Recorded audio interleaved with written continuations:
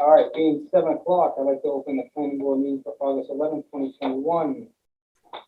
First up, 7 o'clock, Timber and Builders bond reduction discussion to complete the remaining field items at Hayward Fletcher subdivision, which is High Road and Downey Lane. Up at Hayward Road. All right, Tim, you want to give us an update? I think you came on last time you were in front, it was March 24th, and we gave you a 9-day extension on the light poles. Yes, and yeah, he had supplied that email. The first lights I ordered, I couldn't get for some reason. We waited, finally checked on them and canceled the order. New light poles are in. They came in about a week and a half ago. Yeah. The bases are being built right now by a precast company. And as soon as the bases are ready, we'll dig it, put all the stuff in. Have you found the wiring?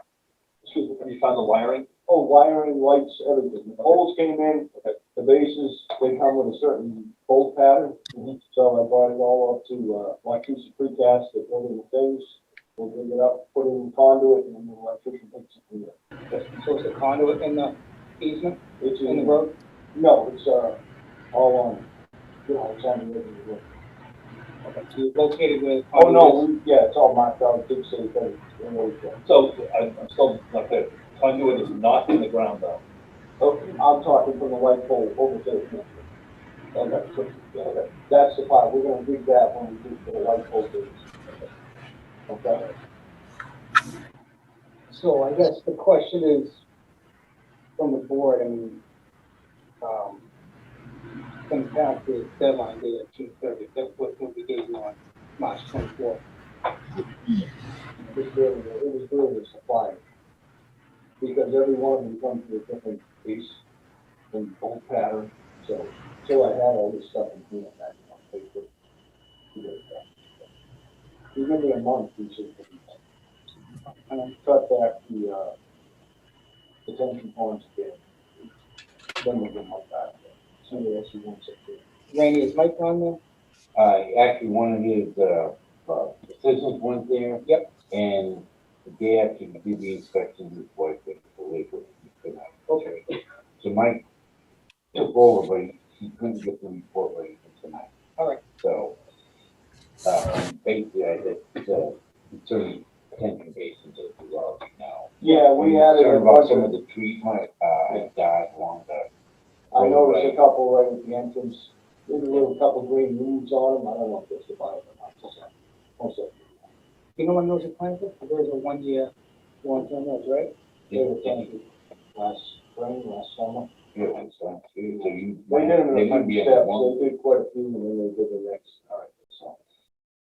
I guess the question is, what does the board want to do? I mean, Tim, we've been really lenient with this, as far as giving you cushion, Totally understand. stuff like that. I mean, Trust me, I'd rather get it done. yeah, I mean, Not have listen, to come in here. all the homes in there, you did a great job. And, you know, and the people that live there, they care about them, they have great yards, great lawns, they look great. Yeah. Yeah, and we just want to see the open ends tied up, Yes. done, so that you're out of there. I mean, the only scenario, so what if the power's, broken in the conduit by now? So this conduit froze over, what if you can't get power to that fifth pole or something? No, we have to take a base, Yeah. okay, we're right next to a transformer, so we'll come right out of the base into the transformer. The other two, we're going from the base over to the handhold, and then all the conduits right here. So, Yeah. the pipes are in the, yeah. And these are all LED lights with, Yes.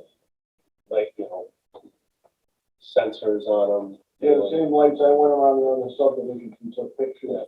I gave it to the guys that ordered it for me, so it's the same thing they're putting it on there. That's the only thing that I can think of, a scenario where for some reason they don't work because of some company transformer, then what are we left with? What can we do then? Set up the farm. Yeah, correct. And I think And the lights are off. Yeah, once Yeah. the lights are off, then we can, Yeah, we'll deal with any other issues. If there's- track it back to the Of course, source. it's, you hope there is. That's all we can do. Month from now would be essentially September. What do we need for approval? see, that could be my question. Well, town meetings in November, I can't remember November, that so we date. need enough time to get that on the list for approval for. And the electric engineers, they've been working, doing all the other stuff. They need to look at, he said, the road part is the hardest part, which is done. Yeah. This is the tying up the loose ends. Yeah, but it's all the little grays, the lights, all that stuff. So we're gonna be prepared for November and. They've been working on it, so, you know, as long as Mike says that, that's why I'm saying, like, if he's in, I'll talk to Mike, see what else he wants. Yeah, the planning board would have to make a recommendation to the town for the selectmen. You know, we voted on that. All town, we have to get it done. And if that's those trees, those trees have to be replaced too. So keep that in the back of your mind. As far as availability or for, No, Legal I pads, don't think that's an issue. so. The ones in most of the yards are fine. Yeah, it's more or less coming up that, off of Hammond Hill Road, coming up that hill. The mountain falls. Yeah, the bases, made by Washington. Yes. The poles and the, Yes, you have an electrician yes. to wire the Calling off, Commonwealth. yes, Okay, so, yes, why. yes. They're very busy.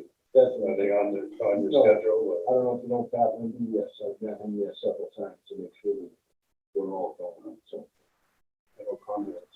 Street. Yeah, he said no, but, Okay. okay. Then you get the one for the, down at the entryway at Hammond Hill Road and, Jerry had said something about that for me, but I can't touch it when it gets old. And that's, whose property is that on? well, it's your responsibility as a developer to install it. Yeah, but it's not on the original plan. You're still responsible for it. When Mike picked up on that, right? The subdivision rule and regulation, light at the entryway of subdivision.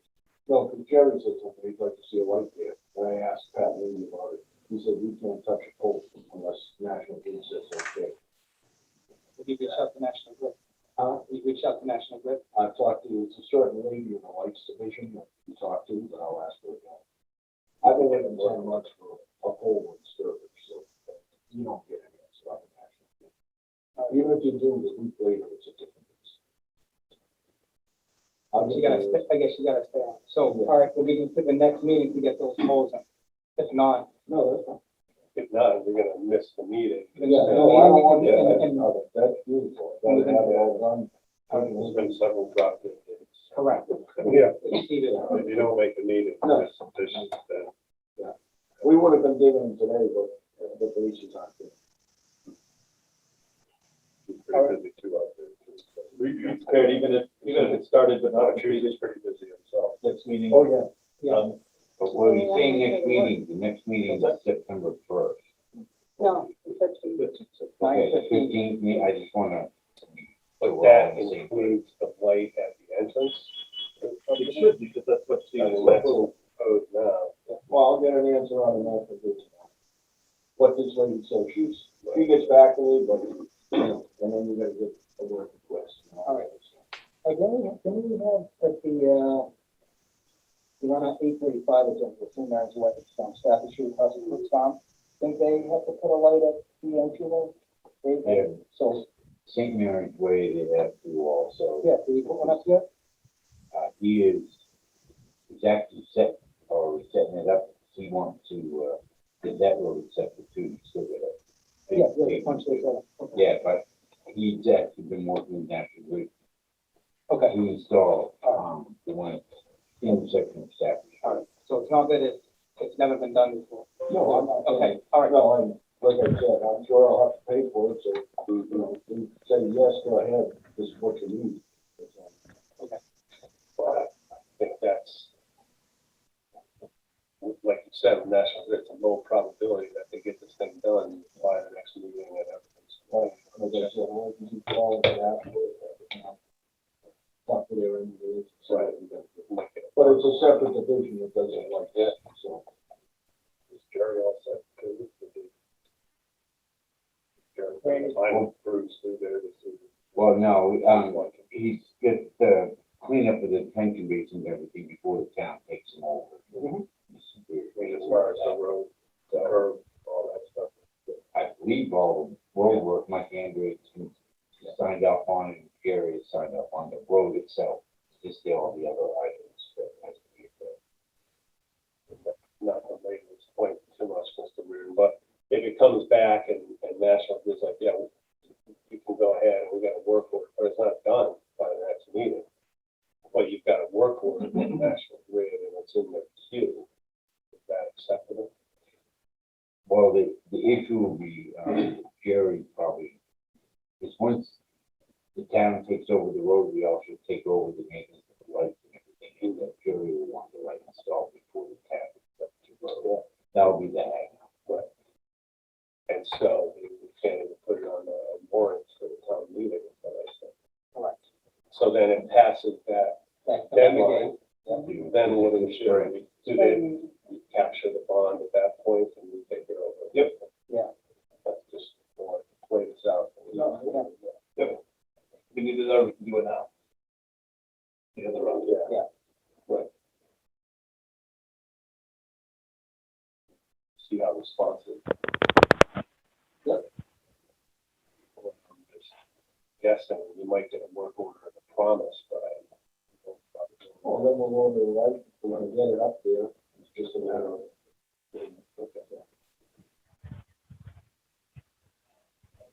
So, all right, September 15th. Thanks. Okay? Yeah. You guys are good? All right, thanks again. All right. Thank Yeah. you. Thank you. All right, next up, public hearing continues for Blue Water Bay Development LLC site plan application and special permit for proposed warehouse distribution facility located at 53 Sturbridge Road, 320 and 0 Sturbridge Road, Unit 169, to allow a building height greater than 36, but no more than 110 feet in the BEP zone on a lot of 75 acres or more. And tonight, we're going to strictly be discussing traffic. Mr. Chairman, we have both, traffic consultants for, Blue Water and also Plain Board traffic consultant, Mr. Robert Mitchell, are both on.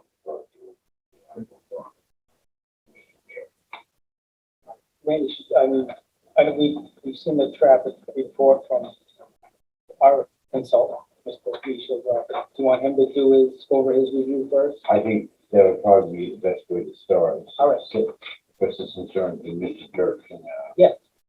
reply to it. Robert, you're up. Okay, thank you. For the record, Robert Michaud. I'm a principal with MDM Transportation Consultants. We're based in Marlborough, Massachusetts.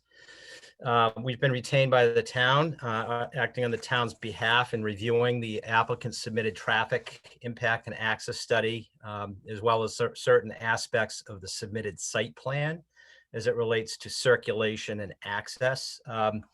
And what we've done is we've, in the course of our review, not only looked at the traffic impact and access study that was submitted and that's dated to June of this year, but we've gone out on two separate occasions to look at in-field conditions.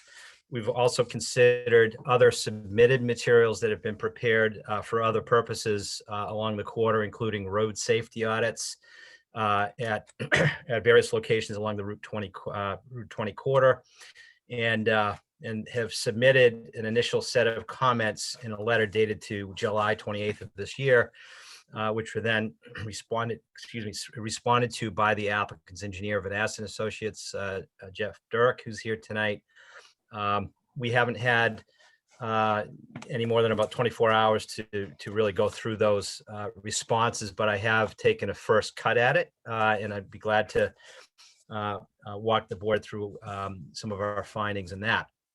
But what I'd like to do is just hit the highlights of our July 28th review, which focused on determining whether the existing or baseline traffic volume and speed and other factors were appropriately documented and projected to future conditions using industry standard protocols, to then turn our attention to the potential impact of the project itself on the quarter and the area roadways, both from a traffic operational perspective as well as a safety perspective, and then to determine whether or not the proposed mitigation would be appropriate to offset or mitigate those operational and or safety related impacts.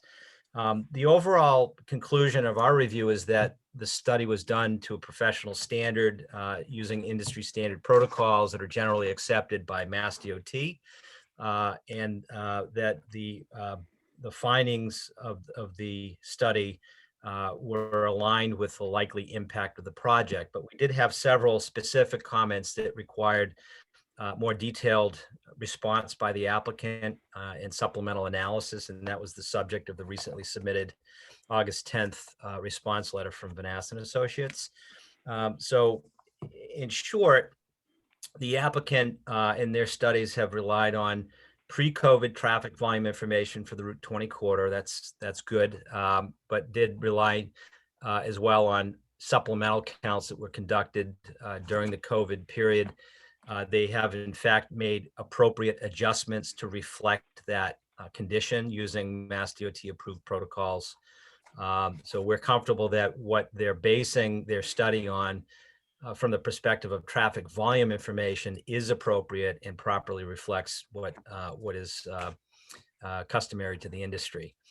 As we look at the future conditions, they have received through Mass DOT comment on their filing to the Massachusetts Environmental Policy Act Office, MEPA, certain input from Mass DOT on which projects should be included as part of a future conditions analysis period.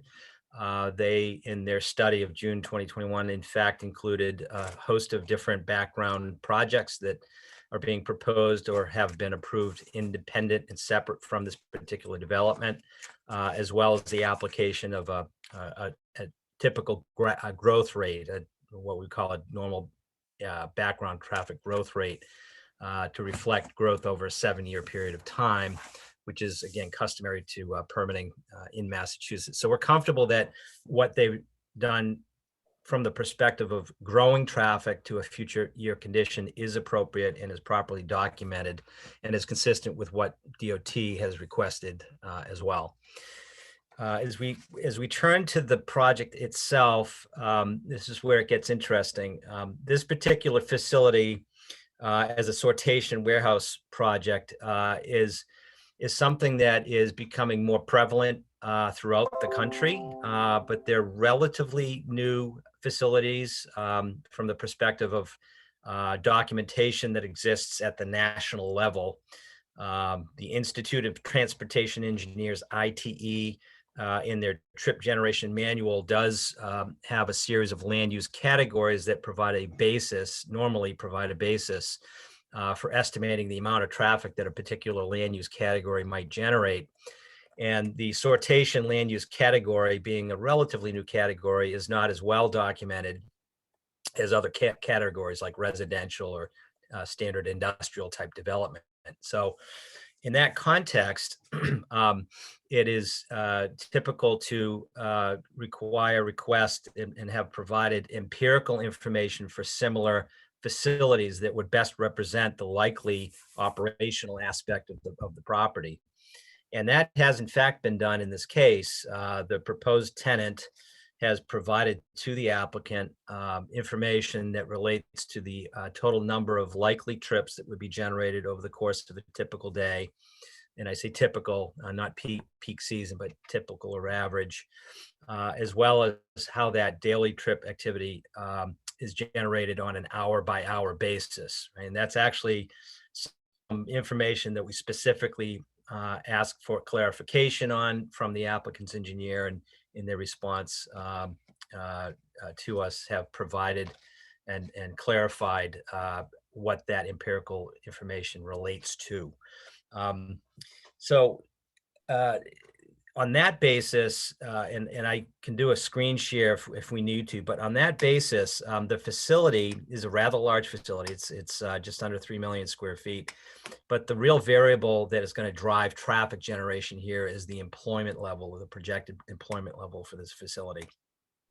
And that employment level is what the tenant is using as the basis for their estimate of daily and hourly volume.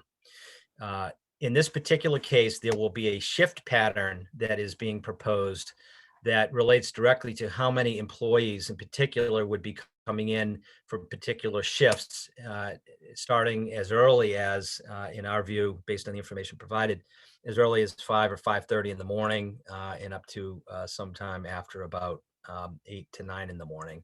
So there'll be essentially 2 shifts, one of which comes in earlier than the other. And then those same shifts will release presumably later in the afternoon, after the so-called traditional peak hours of the adjacent street. But nonetheless, represents a substantial amount of trip activity that would occur again as early as 5:30 in the morning, and would extend later in the evenings to about maybe 6:30 or 7 o'clock at night.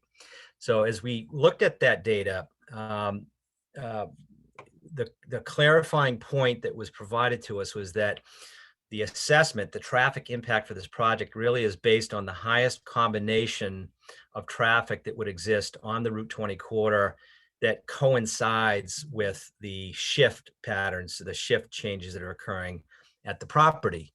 And those would occur, and I don't have it right in front of me, but I believe in the morning between 6:30 and 7:30 in the morning is that highest combination of peak.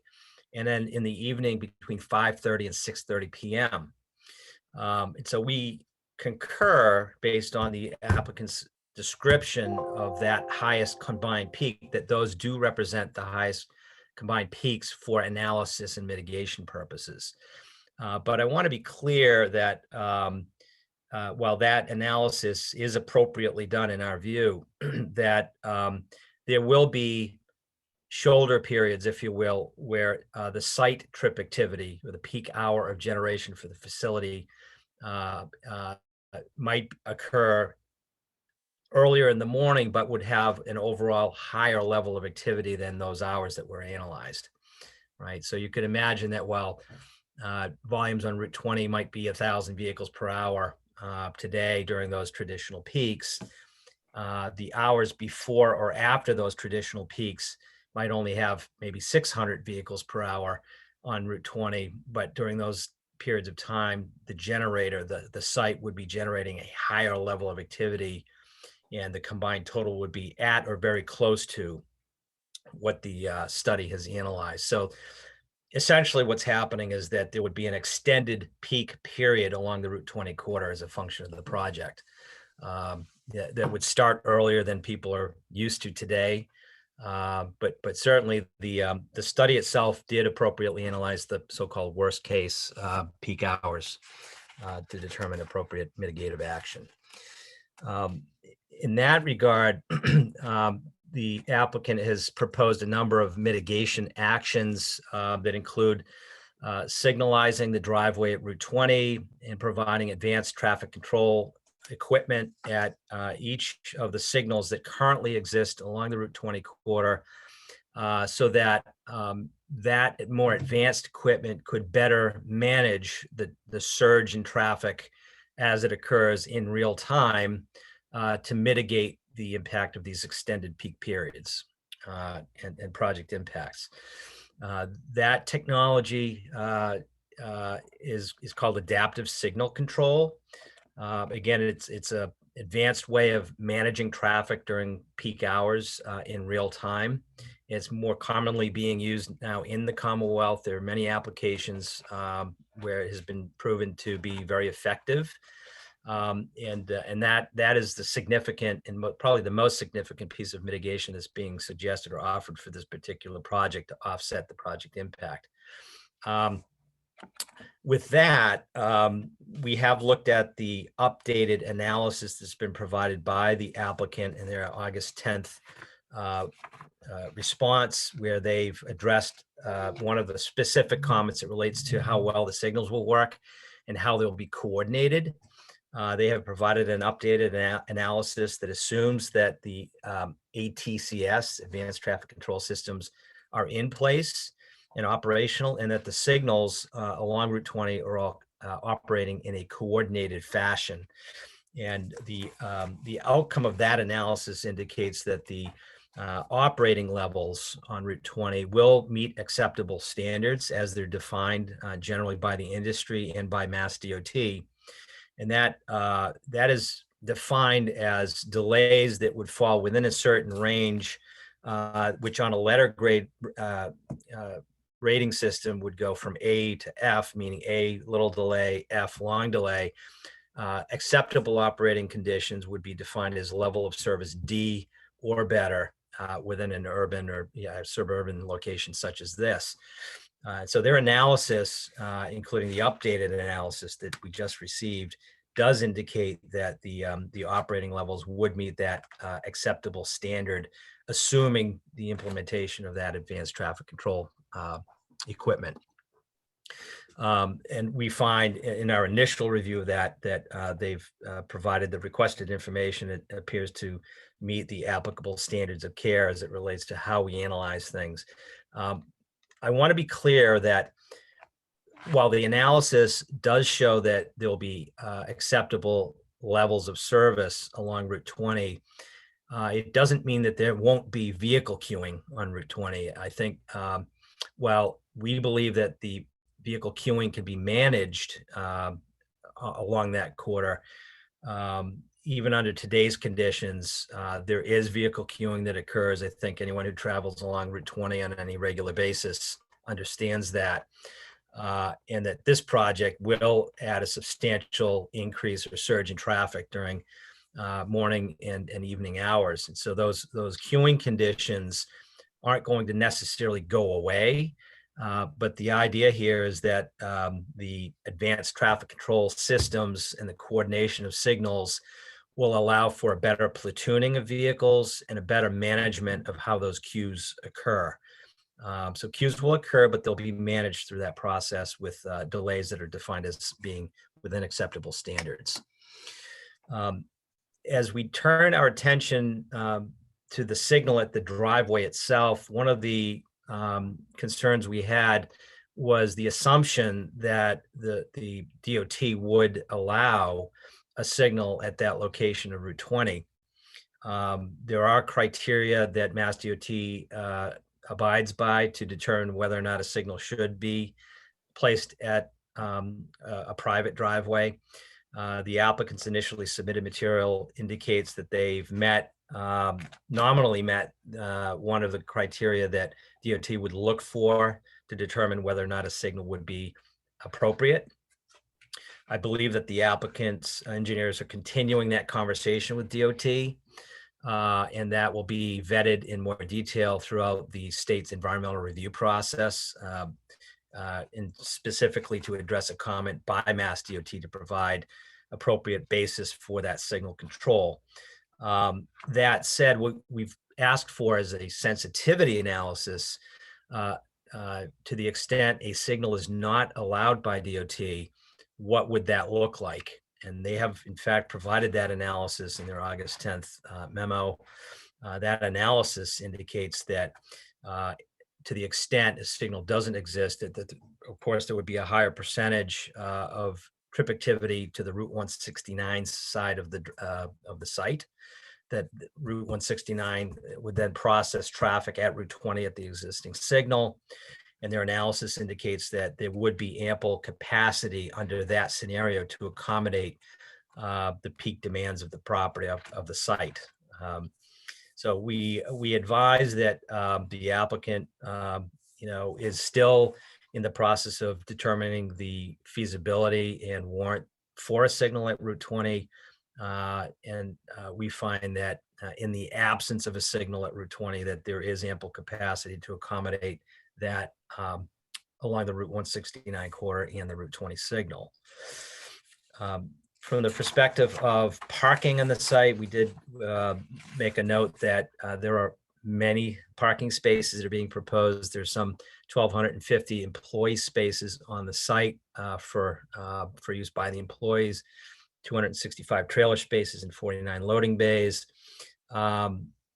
We aren't quite comfortable yet with whether or not the 1,250 parking spaces is necessarily appropriate to support the projected employment level. We think it might in fact be on the high side.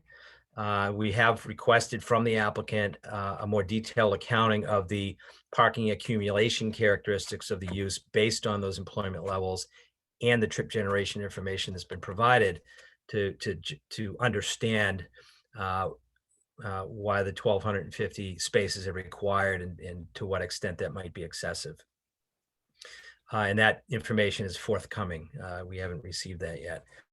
We've also, from a circulation perspective, made a comment that the driveways themselves, both on Route 20 and Route 169, should both be modeled to ensure that the geometric layout of those driveways is appropriate to accommodate the largest vehicle type that would be using them, which is a WB67 articulated vehicle. The applicant's response is that that's being produced, but again, we don't yet have the benefit of actually seeing it. That's still pending information.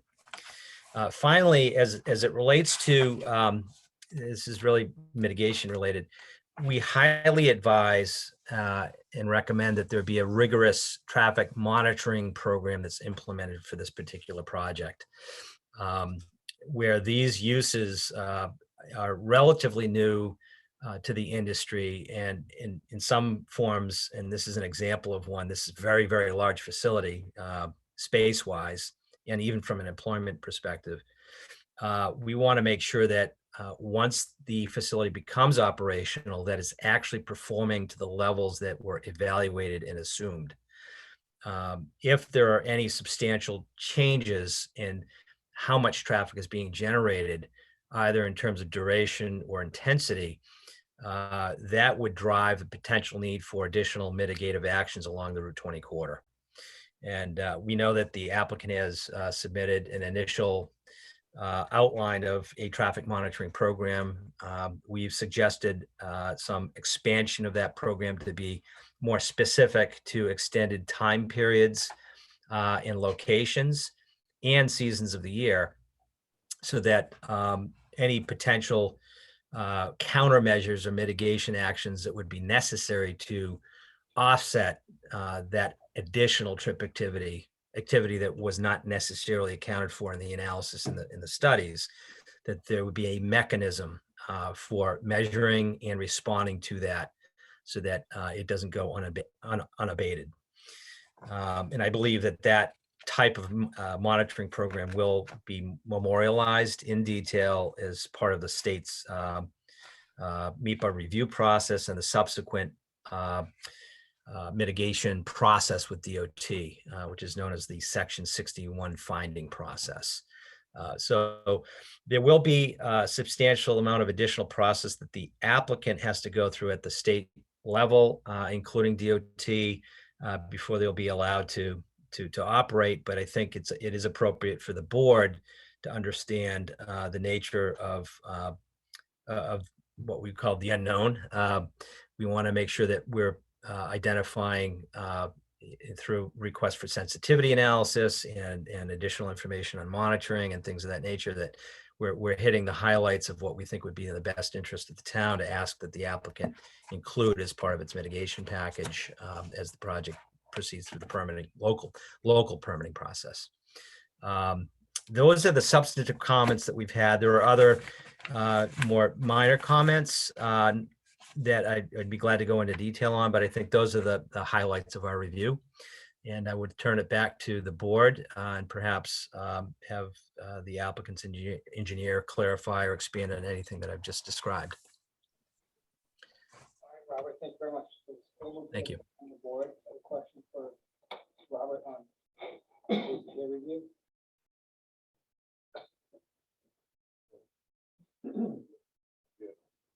Robert, Bill Fontaine. As I was reading through the report, it's difficult for me to just get a baseline number of the percent increase of traffic over today's traffic, with the build of the project.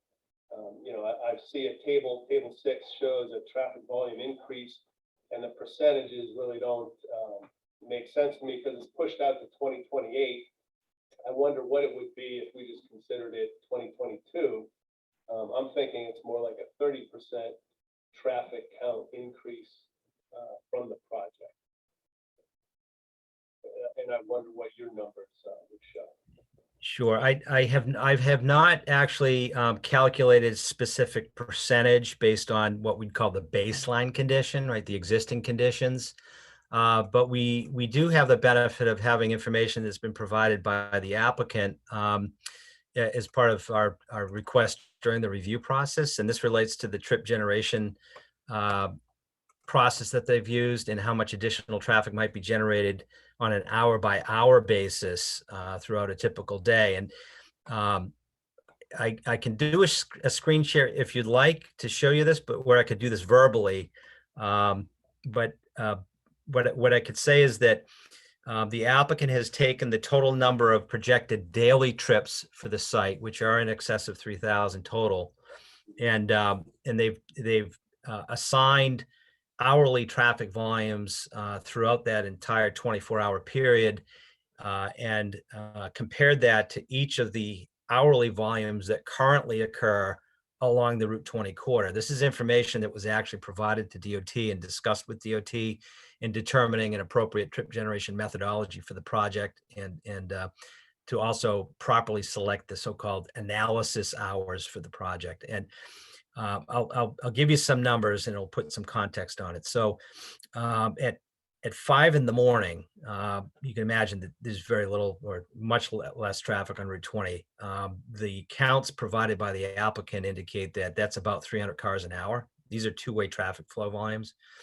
During that same 5 a.m. period, the project, where it has an earlier shift coming in for the day, would add 435 additional vehicle trips in total to that same period of time, right? So you can see there's a substantial, if you're looking at percentages, that's a very large percentage, but the combined volume at 5 in the morning for Route 20 traffic, even with that substantial increase in site-related traffic, still falls well below what typically happens during other higher hours of the day or the morning.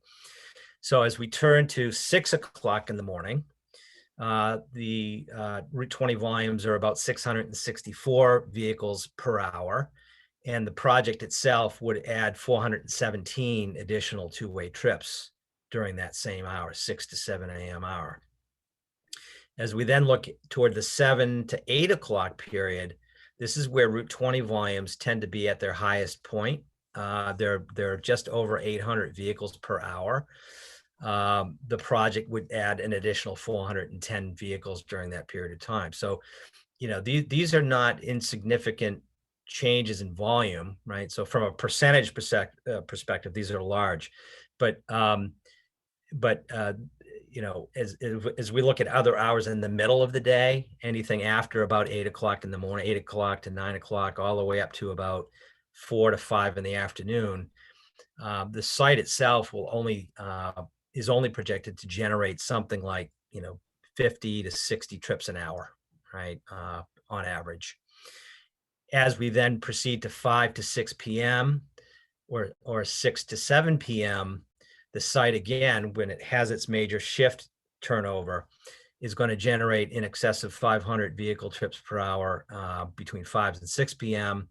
And between 6 and 7 p.m. is going to generate over 800 vehicle trips per hour, right? The highest combination of the volumes that were used in the analysis were from 6:30 to 7:30 in the morning and 5:30 to 6:30 at night. And well, I don't have the specific percentage changes. They are significant for sure, and that's why we turn to the quantitative analysis to determine, beyond percentage change, what effect that's going to have on traffic delays and vehicle queuing in particular.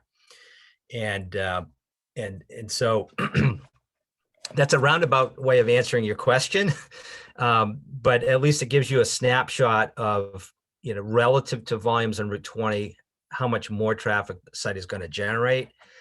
Beyond that, we then turn to the level of service and queuing analyses to determine, for those highest hours of the day, combined traffic volumes, how much more delay that might add. And the report itself does indicate, you know, pretty healthy increases in delay for certain movements during certain hours of the day.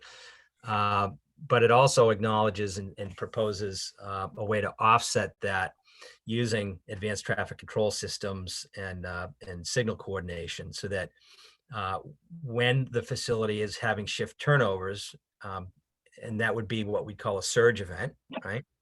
That those surges are properly managed by the signals, right? So that you can imagine big inbound volume coming in for a morning shift, where Route 20 might only normally allow for 30 seconds of green time. The adaptive control equipment would increase that 30 seconds to 35 or 40 or 50 or 55 seconds as those volumes were beginning to hit the Route 20 corridor, so that the amount of delay that people would experience on Route 20 during those surge events would be minimized, because there's more green time being provided for the movement.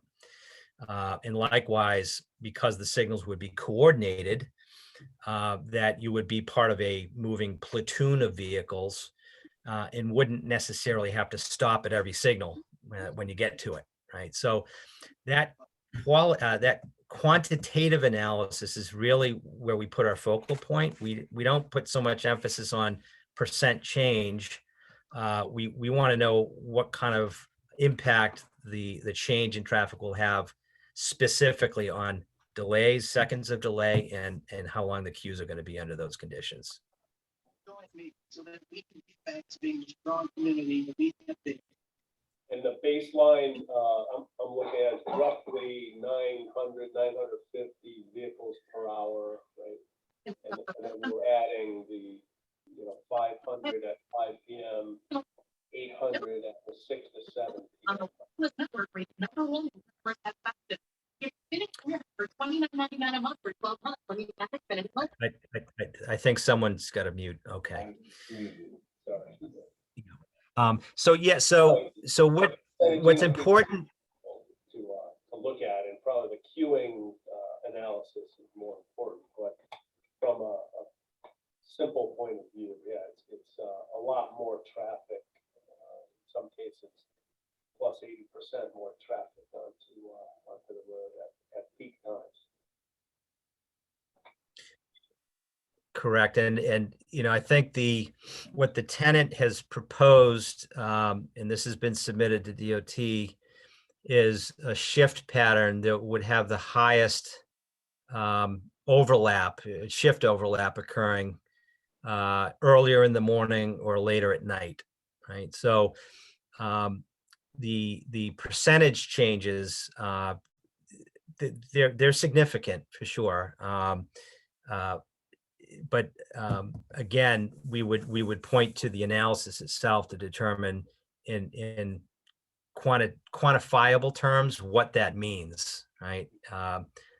Percentage changes can be a tricky metric, which is why the level of service and queuing analysis becomes the focal point. But it is, you are correct, a significant percentage change relative to current conditions.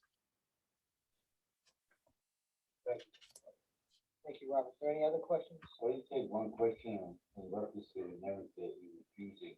That is based on a shift change where the employees leaving the site and employees coming to the site as a result of the shift change. Because it may sound like it's two 8-time shift operations, but from my understanding, it's a 24/7 operation. So those numbers include also the 400 additional vehicle trips per hour. Are those employees leaving the site as well as people coming to the site? That number is inclusive of both people coming and going, as a result of shift change.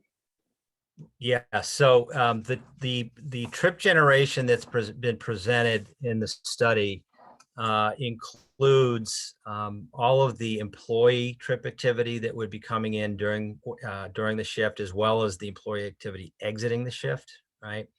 And any truck related activity that would be generated by the site itself, which is going to be just over 500 daily truck trips, right? So the combination of employee arrival and departures and truck arrivals and departures has been accounted for over a 24-hour period. And during the analysis hours that were used in the report, those, roughly 500 vehicle trips that are in the report, those would represent primarily the trips associated with the employees arriving or departing the facility. I will point out that if you looked at earlier hours of the morning, say from 5 to 6 a.m., that there will be a higher number of overall trips being generated by the site, where you might have as many as 400 trips coming in and 400 vehicles going out over the course of that hour. So that's somewhere around 800 vehicle trips. But that occurs during a period when Route 20 has substantially lower volume on it. So again, that combination of traffic is what we look at. We want to take the highest combination of traffic and make sure that for that highest combination that that serves as the appropriate analysis period. And that's what the applicant has done. And I'll reiterate, we always suggest, and particularly in cases like this, that there be a rigorous monitoring program, because while these are empirical information, these are estimates that are being provided by the tenant based on its programming and its shift patterns. It's going to be very important to make sure that that's validated once the facility actually becomes operational. We don't want to find out that the shift pattern actually shifted closer to 7 a.m., for instance, and that you have a higher level of trips that are closer to 800 rather than 500 or 600 used in the analysis. So that was the basis of our comment on monitoring. We've got to make sure that this performs the way that it's being evaluated. John, go right ahead. Yeah, just one quick question. I don't know if you can answer this quickly. What is this warrant one that's our several places in the literature, and how does that relate to the traffic signal on Route 20? Yeah, it's a good question. So Mass DOT, in their review of projects, would typically look for a project to justify a signal on the basis of volumes generated hourly over an 8-hour period of the day. Right, there would need to be minimum volume, a minimum threshold of volume being generated by a site for over the course of an hour for at least 8 hours of a day to justify placement of a signal. The state does not want to promote placing signals everywhere people want them. They need to meet certain minimum volume based standards, right? And that standard is an 8-hour volume warrant. There are other warrants like the 1-hour volume warrant, for instance, that would have a higher threshold of traffic activity, but would only apply to the highest generating hour of the day, right? That would be the 1 hour or peak hour warrant. In this particular case, where DOT has jurisdiction of approving a signal here, their standard is the 8-hour standard warrant. And what we've indicated in our review is that the volume criteria are only very marginally met for that 8-hour warrant. I think the applicant has provided an analysis, a warrant analysis, and is discussing that analysis with DOT. We are simply pointing out that we want to make sure that DOT really commits to allowing that signal to happen. It's going to be important to understand that, because if it doesn't happen, that might drive what that driveway looks like. There may be turn restrictions, for instance, that would not allow left turn movements exiting the property, that those movements would necessarily have to use Route 169 to get to the signal at Route 20 to go westbound, or even a restriction on left turn movements into the property from Route 20, where those again would have to process over at the Route 169 signal and come in through the backside of the property. So, we see that the 8-hour threshold volume threshold is very almost precisely met to the vehicle. And we just want to make sure that there's a solid basis for the signal. Any other? Free cash to go, yeah. Oh, it would make it, redesign. Yeah. Sorry. Did a nice job on 69, why don't they just go down and just have signal? They didn't do that road. Yeah. And leave the rest of Route 20 looking like Route 20. So I have a couple Yeah. questions. So I'm assuming there's some case studies, it's done play by the way. I'm assuming there's some case studies showing the impacts of the ATS systems and how well it works, and where it's been able to manage traffic flows better than previously, or? Is this a case- Is the question, are there case studies that we could point to that would indicate before and after Sure. impact? Yeah. Okay. There are projects in the Commonwealth that through the state's review process and Mass DOT permitting process are obligated to go back and monitor and report back to the state how a site is generating traffic, whether it's more intense, less intense, whether the distribution of traffic is the same or different than what was analyzed. I can't point to an exact example, but there are many projects in Massachusetts that have that obligation as part of the state's MassDOT Section 61 finding process. It is typically the case, in my experience, that by and large projects, do not generate at substantially or materially higher rates than what was used in the analysis. That would be what I call an atypical case. In most cases where monitoring is performed, the studies have appropriately accounted for the level of traffic that actually occurred. This one's a little unique. We're relying on information on employment levels and shift patterns that are very important to understand and commit to. So if an applicant comes in and says, gee,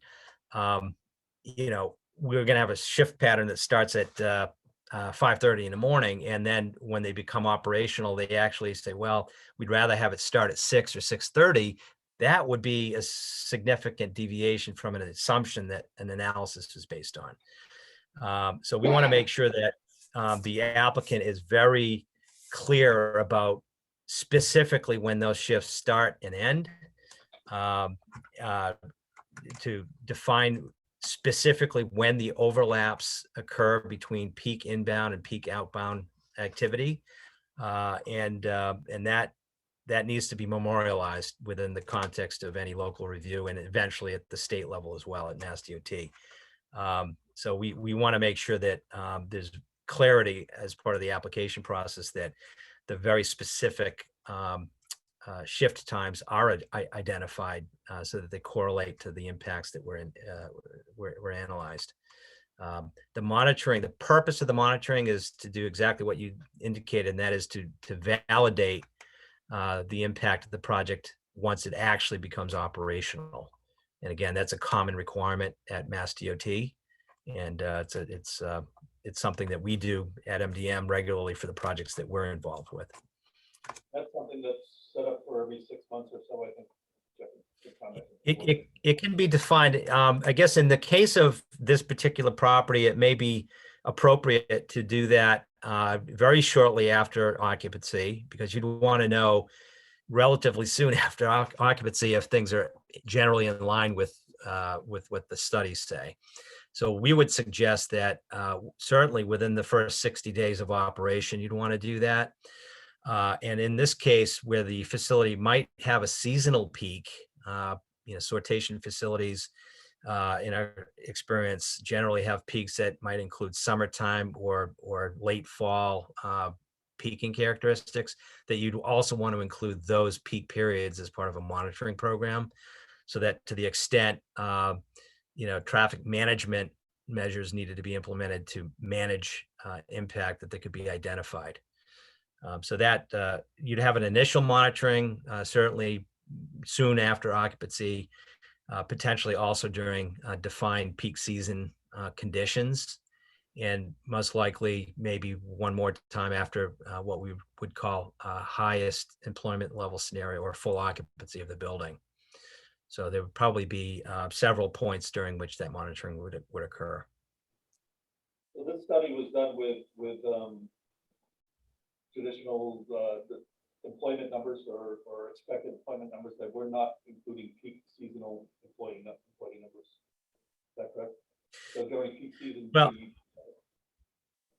yeah, impact analysis is typically done on an average condition basis. That's the industry standard, and that's the standards that Mass DOT would typically apply to a project. But there are specific land use categories that would have seasonal peaks that should be at least monitored to determine whether or not additional actions would be necessary. So here's an example. If an industrial property has 1,500 employees most months of the year, and they're performing at levels that are projected and consistent with that analyzed in the report, that's great. And then you get to July, the month of July, and or the month of November before the holidays, and all of a sudden you see this increase in site employment, or perhaps there are additional shifts that are being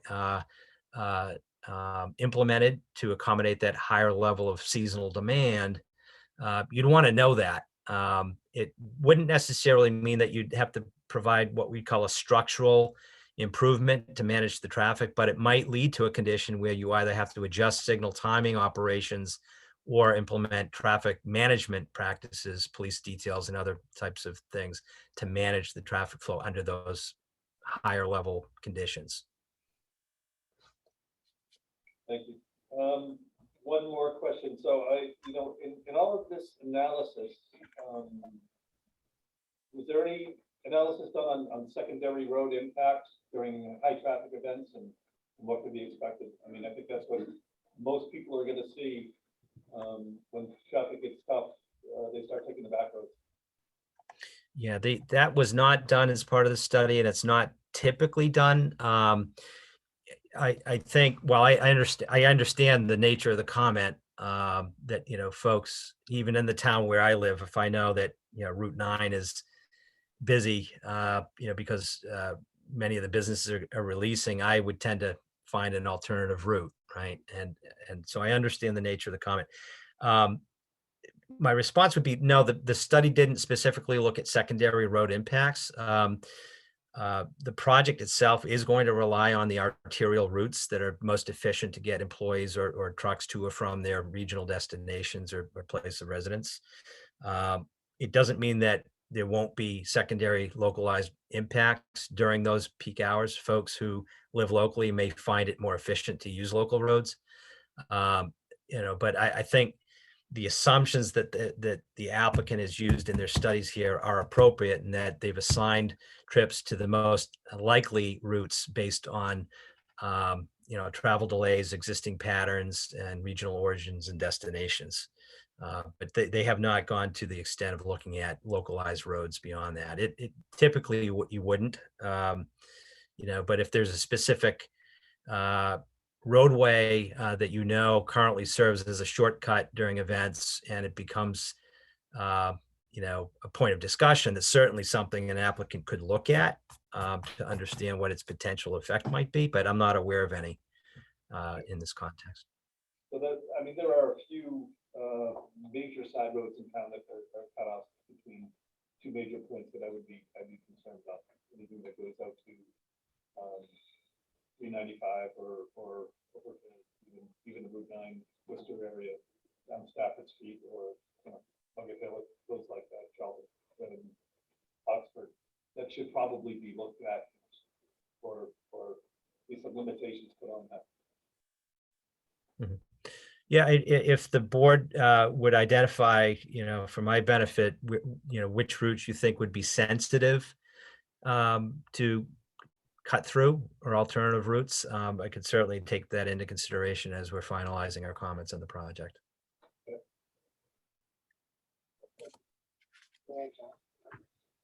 Just from the few people that I've run across, and I've read some of the comments from the town, other town people.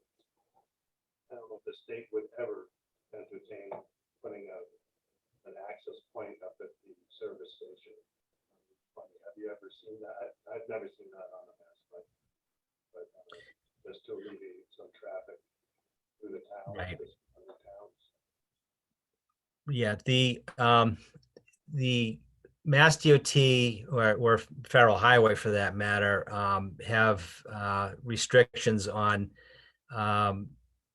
what can connect to federal aid highways or major arterial roadways, highways, and the spacing of where those connections actually occur. So if your question is there a way to provide more direct access to the property from the Mass Pike through a specific additional connection, the short answer would be I don't think that's something that DOT would entertain. It's a question that sometimes comes up for projects that might be more proximate to a highway to say, gee, can't you just provide its own ramp and keep all traffic off of local roadways? In theory, that would be a great thing, but in practice, the state and federal highway have restrictions on who can connect to state or federal aid highways and where those connections can occur. And that really wouldn't apply in this particular case.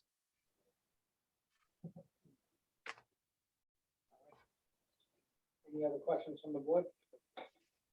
It might, if I might. Go ahead, yeah. It might make sense for Mr. Dirk to weigh in on some of the questions that you have from the board and also this gentleman, Mr. Buchow's comments. Does anyone on the board have a comment?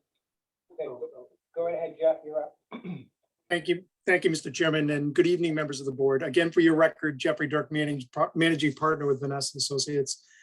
So we do appreciate the benefit of Mr. Michaud's very professional review, and I think it's helpful. And I think, as the board knows, the intent of the peer review is really to make sure we did everything correctly, and then to kind of poke and prod around the edges of the project to make sure that the project will work. I mean, at the end of the day, what we want to have and what you want to have is a project that's functional, that's beneficial, and does not create, adverse impacts of the town. And I think your review consultant has kind of, tested us and asked us to look at some alternatives evaluations to, in fact, reach that conclusion.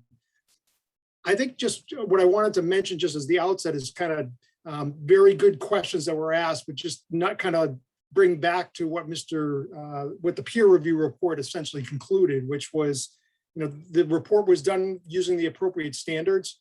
And I think that's very important as you're reviewing these projects, is that, each of the projects that come before you are following the same protocols to conduct their transportation analysis. And that's, that's the first step of your peer review consultant. Make sure everything's done properly, the data is collected properly, the analysis is done properly. And he's concluded that, so that the study that you have before you, presents an accurate representation of what the predicted impacts of this project may be as well. The second thing, and this gets to some of the questions that were raised, the peer review also concluded that there's adequate capacity along Route 20 and at each of the intersections that we evaluated to accommodate this project. And I think that's important. As you were hearing your review consultant mention, the percent increase in traffic, as you heard, it's quite large, but it's really, that's not really the critical thing that we look at as transportation professionals, or that you consider. As you look at a roadway, even though the traffic may be doubling or more than doubling in some instances, the real question is there capacity to handle the project? Both your review consultant and myself have seen projects where the numbers double or more than double, but the baseline traffic volumes are relatively low. And so even though the percent increase looks large, and it is large, the fact of the matter is, and what your review consultant concluded as well, is that there is capacity to accommodate the traffic. And the reason for that is two things. It's really that, as you heard, when the peaking of this traffic is happening, the traffic volumes on Route 20 are lower, so that there is capacity to accommodate the project. So that's the first thing. The second thing is the mitigation.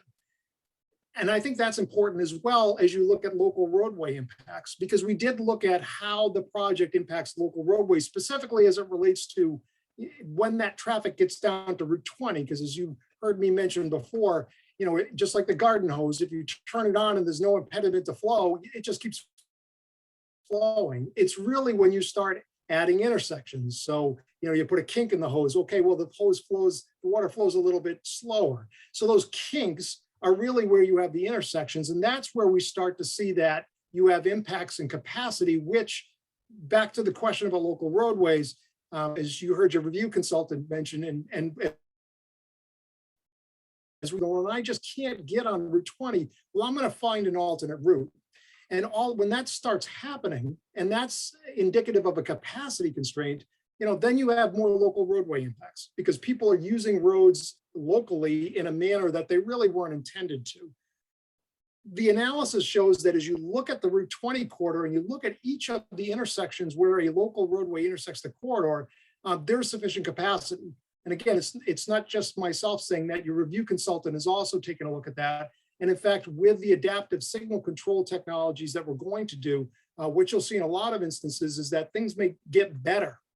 So there's an overall improvement, even though the percent increase in traffic may go up as well. So I guess I didn't want to have that really get lost in everything that we've been talking about, because that's ultimately what your review consultant has asked and analyzed, and it's included the same thing that we have, that there is sufficient capacity to accommodate the additional traffic from the project. The other thing that was mentioned, and the sensitivity analysis, and this relates to the Route 20 driveway. The driveway meets the warrants for a traffic signal. Marginally or solidly, it meets the warrants, period.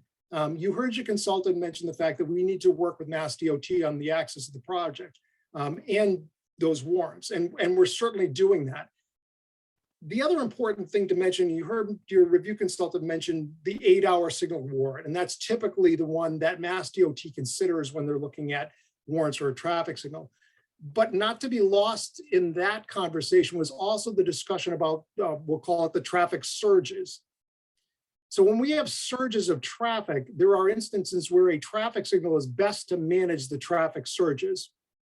There's a specific warrant that relates to this surging of traffic. And as you look at that warrant is met, solidly over multiple hours of the daytime. That is not a primary warrant that Mass DOT considers. However, it is a warrant for a signal. And in this case, it's certainly applicable as we talk about those shift changes. Because as you imagine, as you were hearing those traffic numbers, if I have a shift change and I have a couple hundred employees trying to get out of that driveway out to Route 20, they're not going to be able to get out there without a traffic signal. And that's why that warrant is considered specific to a use like this, where we have a large number of employees and we have shifts. And when those shifts change over, you use a traffic signal to adequately accommodate that traffic. So, that's a consideration that we pointed out as well. And then lastly, with respect to the warrants, is the type of traffic. So the truck activity at this site, we were just talking about whether another connection out to the Mass Pike makes sense. I think the thing to keep in mind is the truck activity is about 14% of the total traffic associated with this project, just 14%. A connection out to the Mass Pike would really accommodate, truck traffic, not the employee traffic. The employee traffic is the majority of the trips associated with the project. That traffic's still going to be on the Route 20 corridor as well. But getting back to that truck traffic, that is going to be concentrated on Route 20, as you heard in my initial presentation. The intersection with Route 20 with a signal control is the most effective way to manage the flow of the slower moving trucks on that roadway itself. And I think I had just, portrayed the picture to you of a big 73-foot long truck making a left-hand turn out of the project site across multiple lanes on Route 20 to head back towards Interstate 84. And those considerations are also weighed as Mass DOT looks at the criteria for a signal. So again, we're going to continue the conversations with them. No one has said that there would not be a traffic signal at the Route 20 intersection. I think both the board and ourselves agree that there's significant safety benefits to having a signal there. And we will continue to pursue that through Mass DOT. But I think, those discussion points that I just brought up were in our latest review letter to responding back to MDM. So I think those are important considerations as well as we look at that. And we do fully intend to have the truck activity be really confined to the Route 20 corridor and using that main intersection. We're designing it and building it for the traffic volumes that are proposed for the project. And importantly, all of the turn lanes, the left turn lane on Route 20 and the right turn lane on Route 20 are sized for tractor trailers. So that's where they're intended to be. And we think the signal at that location, which does meet the warrants, is the most beneficial and safe way to have those, that activity happen. So we will continue to pursue that as a part of the project. I did also want to mention about both weekend traffic as well as the surging, as Mr. Michaud had mentioned. That's really why we're doing the adaptive signal control. That was, we initially looked at mitigation for that project. Unlike some of the other developments you have along the Route 20 corridor, the adaptive signal control is made for projects such as this, where you have shift overlaps and concentrated traffic throughout the day, but also understanding the weekend flow and the sensitivity to flow along Route 20 as it relates to what's going on in the Mass Pike. The adaptive signal control allows for the signals to adapt to those traffic, changing traffic patterns. Queuing, and I think that's an important question that came up as it specifically relates to the section, basically the Charlton City section. So we're on 69 all the way through to 31 up to Stafford Street.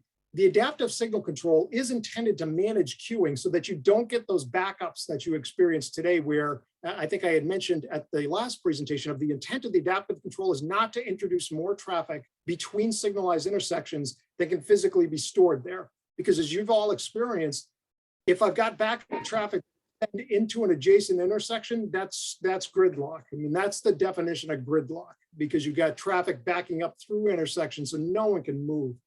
The adaptive signal control is made so that you don't have that happen.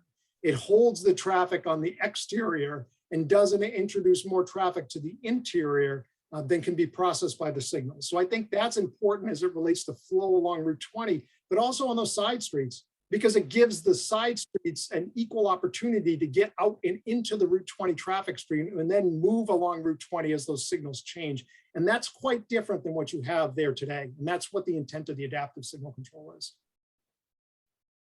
So I'm not sure I answered all of the questions, but we do very much appreciate the peer review. And I think it raised a lot of good points, which hopefully we've addressed as a part of our response. The commitment to a traffic monitoring program is absolute. Mass DOT is going to require that. And we will certainly work with the town to modify. If there's specific locations that you would like for us to monitor, we can work that into the monitoring program. It really starts at our driveway. And I think to your peer review consultant's point, we start at the driveway, we measure the traffic volumes. If the traffic volumes are within what we predicted in the traffic study, then going beyond the project site, it would be similar to what we predicted in the traffic study. But we can certainly expand beyond the driveway to the extent that it's needed. And that was intended as a part of our monitoring program. It basically said, start at the driveway. And if your numbers are within the parameters of the original traffic study, then that means you've mitigated your impact. If they're not, by way of either the volume of traffic or the distribution, so how much traffic we said was coming from the left or right of the driveway, if those numbers are off, then we start to go out to the next intersection and monitor to see if there's a change there. And then it goes out sequentially from there to really drill down into what are the changes, if any, and what are the impact of those changes. So we fully are committed to that monitoring program, and we'll work with the town and your review consultant to identify if there's additional specific local intersections that you're concerned about that you'd like included in the monitoring program. We can build that into the program as well. So I'd be happy to answer any questions that the board has now or later on in the evening. And I know there was a couple of board questions from the last meeting as well that we wanted to go through at some point, just relating to the bus service and sidewalks. Anyone have a question for Jeff? I have a question. I don't know whether Jeff can answer it or not. What is the difference between the fulfillment and the sortation facilities? Yeah, so I don't know if Alex wants to answer that, but if you're thinking of the fulfillment center, I believe the sortation facility is really something where they're packaging up the products then to go out to kind of that last mile facility. So they're gathering everything up, putting it into containers, shipping it out to the what might be called the fulfillment center, where then it's going into the box to go on the truck to be shipped out to you. So it's a little bit different in terms of both the activity that occurs there, as well as the size of the building. If I may, just to clarify, this is a fulfillment, it's considered a fulfillment and sortation center as a term of art. It just means that fulfillment is happening and it's also being sorted. But I think what you're distinguishing is maybe what we talk about as delivery stations or last mile facilities. And it's really important to know that it's not this, right? We're not talking about that van that picks up packages from a location and delivers it directly to a consumer. This is, and again, these terms kind of can float around and can be interchangeable across various facility types. But in this particular facility, product is coming inbound from manufacturers, it's being stored and sorted in the building. And then when an order is placed, it's getting fulfilled and sorted on the ground floor and shipped out onto large trucks where it's distributed to other smaller facilities before it gets to a home. So it's really, if you think of things in terms of last mile and first touch, this is a first touch facility. And you said that there's not really a lot of data on that because this is a fairly new concept. I'll let Jeff take that from a sort of data That's going to standpoint. Yeah. Could you, Rob, I'm sorry, could you repeat the question? Somebody had mentioned that the sortation facilities, that there's not, because it's a fairly new concept, that there's not a lot of data on it. Is that true or not? Or Yeah, it's true that they're relatively new, although they're becoming more predominant. And one of the things, one of the reasons that the trip generation was done the way that it was based on older facilities that I think in reality generate more traffic than what is expected for this type of facility. However, the data that we've used has been approved by Mass DOT, and it's much higher. I think it's about 1,000 vehicle trips or so higher than what the end user predicts for this facility. And Mass DOT, we submitted to them both sets of data, the data based on this specific facility, and then the data from that they've approved for use throughout the Commonwealth. They basically have approved traffic numbers for fulfillment, this type of sortation facility. For any traffic study that's done in the Commonwealth for a sortation facility, Mass DOT has approved traffic numbers that are to be used. And so that's what we've used for this facility. And it's about 1,000 vehicle trips higher than what the end tenant is predicting for this facility. and is there a firm number on the number of employees or not? What did you base your study on? Of 1,508 employees is what the traffic numbers are based on. Okay. And do we know how many per shift employees? Alex, you may be best to answer that. It's usually about half and half.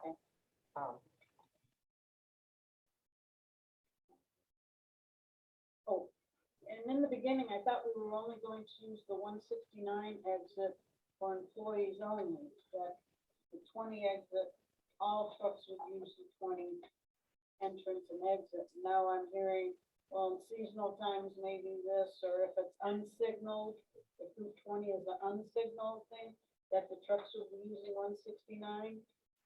My opinion yeah. is if Route 20 is not signaled, that's not an option. Right. I want to make it clear that your consultant asked us to perform a sensitivity analysis looking at if we did not have a signal on Route 20 and more traffic used the Route 169 access. And the purpose of that analysis was to show whether the Route 20, Route 169 intersection had enough capacity to accommodate increased traffic demands there. We are not proposing that type of a scenario. However, what your consultant asked for was us to prove that if in fact that was something to occur, again, as a sensitivity analysis, that the Route 20, Route 169 intersection could handle the traffic. Our proposal is that truck activity uses the Route 20 axis. In fact, the majority of employee activity would come through the Route 20 axis. And we still fully intend that that's going to be the case.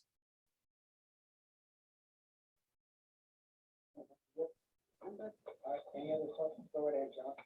Just, John Smith, planning board. The Mass Highway said that they are requesting a couple more studies at two intersections in Sturbridge, right? Did I read that? Is that going to be underway soon, or? I'm sorry, did Mass DOT ask for what? I'm sorry. Additional studies at two intersections in Sturbridge? They did, yeah. So I just for the board's information, and this applies to 241 as well, even though the board's approved that. What Mass DOT has said is there's 3 projects along the Route 20 corridor that are currently going through the environmental review process and need a state highway access permit from Mass DOT. This project, 241 Sturbridge Road, and the Sturbridge Travel Center in Sturbridge. Mass DOT has said that they would like all 3 of those projects to evaluate the same study area. So because of that, Mass DOT has requested for this project, as well as those other 2 projects, that the additional study intersections need to include the signalized, for this project, they would need to include the signalized access to 241 Sturbridge Road. So that proposed traffic signal that would serve that warehouse. The Picker Road, Fisk Hill Road intersection that's in Sturbridge. The Sturbridge Travel Center driveway, which is proposed to be placed under traffic signal control. And then the last intersection closer to 84 is the Hall Road intersection in Sturbridge.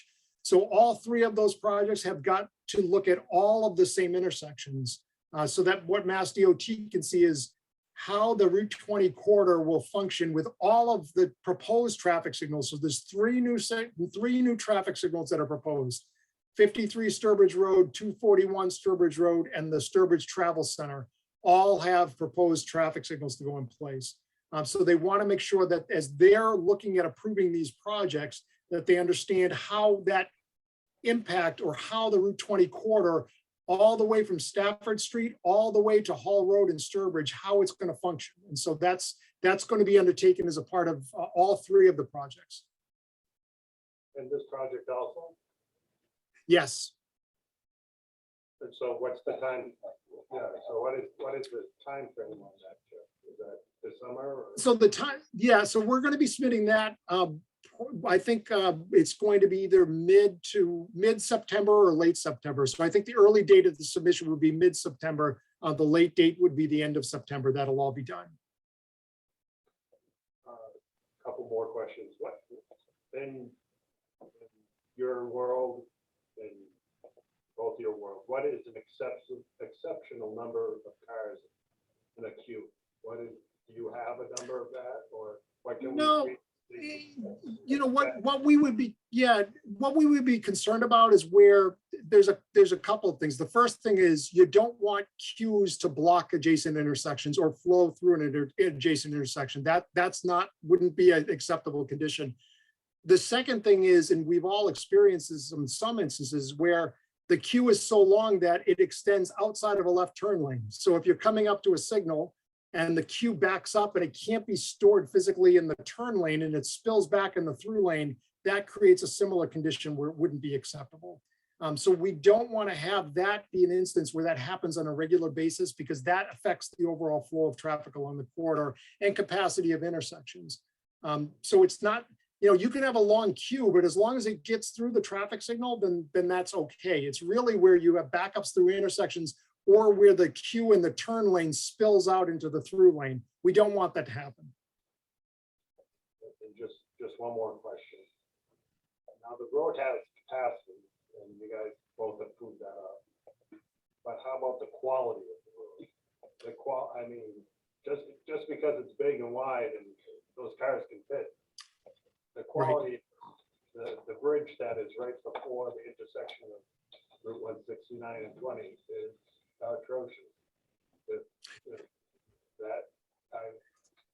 how does that impact what you guys are laying out there? Is it just, do you consider that, or? Well, we do. So the quality of flow, it really depends on the standpoint of the user of the roadway. So, the quality of flow relative to traffic, the way we look at it as to some of those things that you're talking about, if we have narrow travel lanes and narrow shoulders, it affects the flow of traffic. So that gets entered into the model because, typically, if I have a 12-foot travel lane with a 4-foot wide shoulder or more, and I have no roadside objects, you're generally comfortable in driving in that. You'll drive at a generally comfortable travel speed. When the lanes become narrower and you have very little shoulder, you drive a little bit slower and your capacity actually gets reduced because you can't move as many vehicles because they're going slower. They're just not comfortable in that type of a situation. The traffic model does reflect that because we physically enter in the lane widths and all of those parameters. So for each of the intersections, the specific data, such as the lane widths and the shoulders as it relates to that bridge, all get entered into the model. And so that affects it. And as you heard your consultant mentioning, those letter grades of levels of service, the A through F gradation, that's an attempt to reflect some of the quality of flow as well. It takes into account some of those conditions because they're built into the model, and it tries to represent it through those letter grades.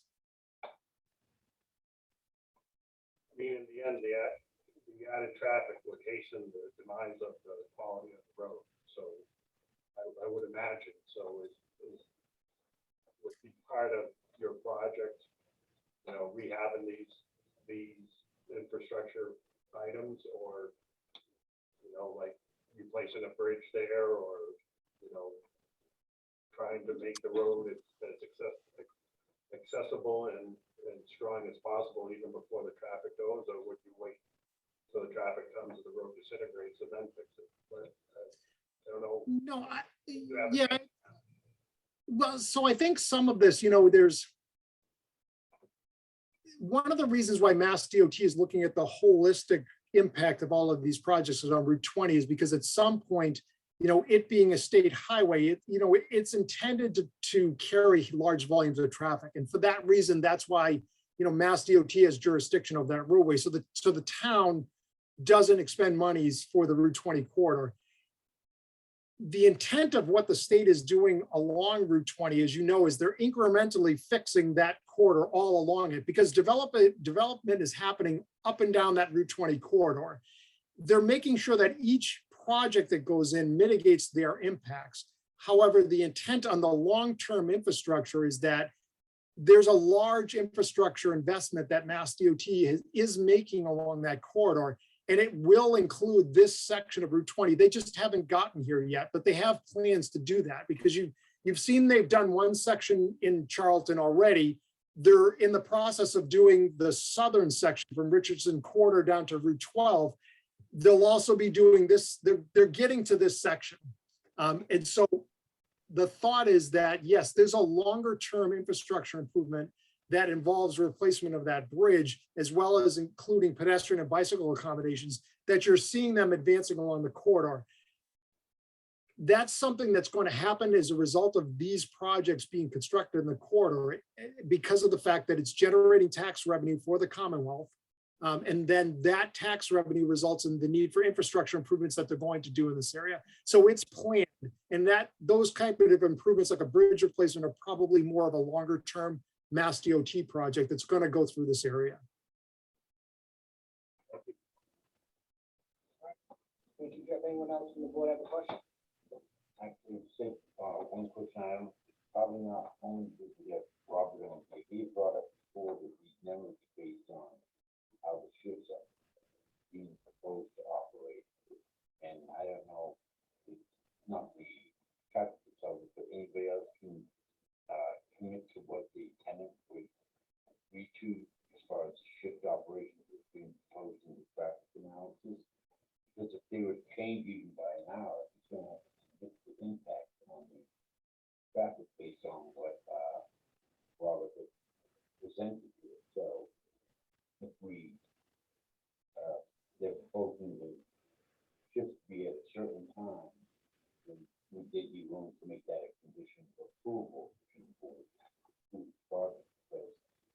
changing a shift by an hour could have a significant impact on traffic on 20.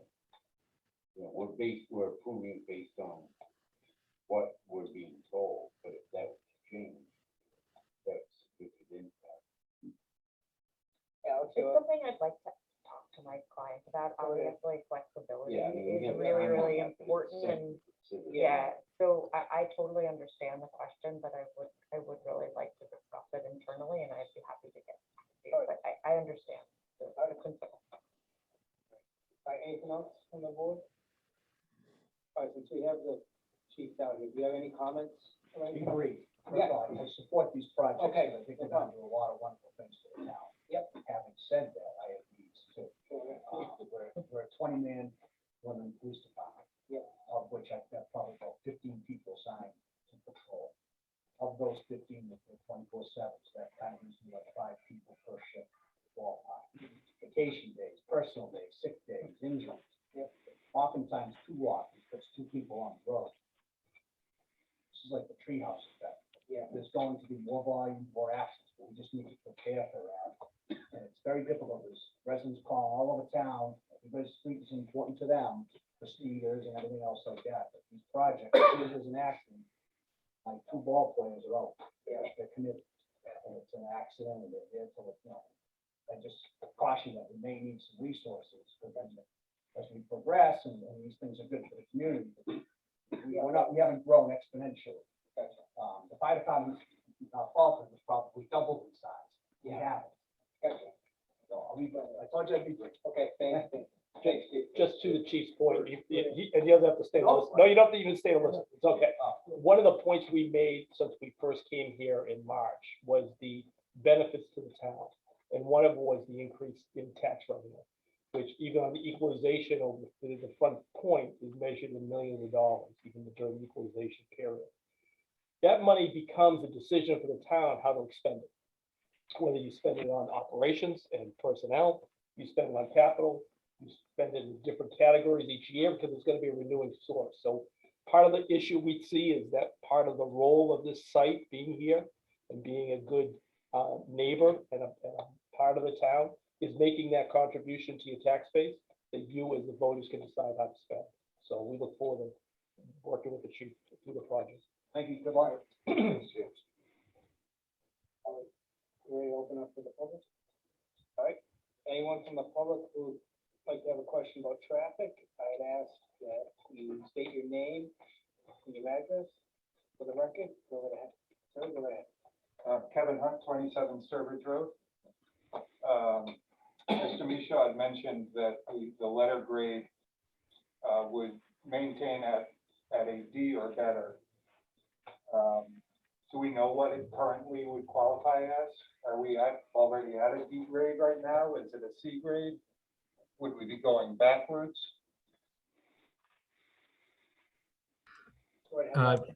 Yeah, through the board. So the applicant has submitted an analysis for the existing conditions.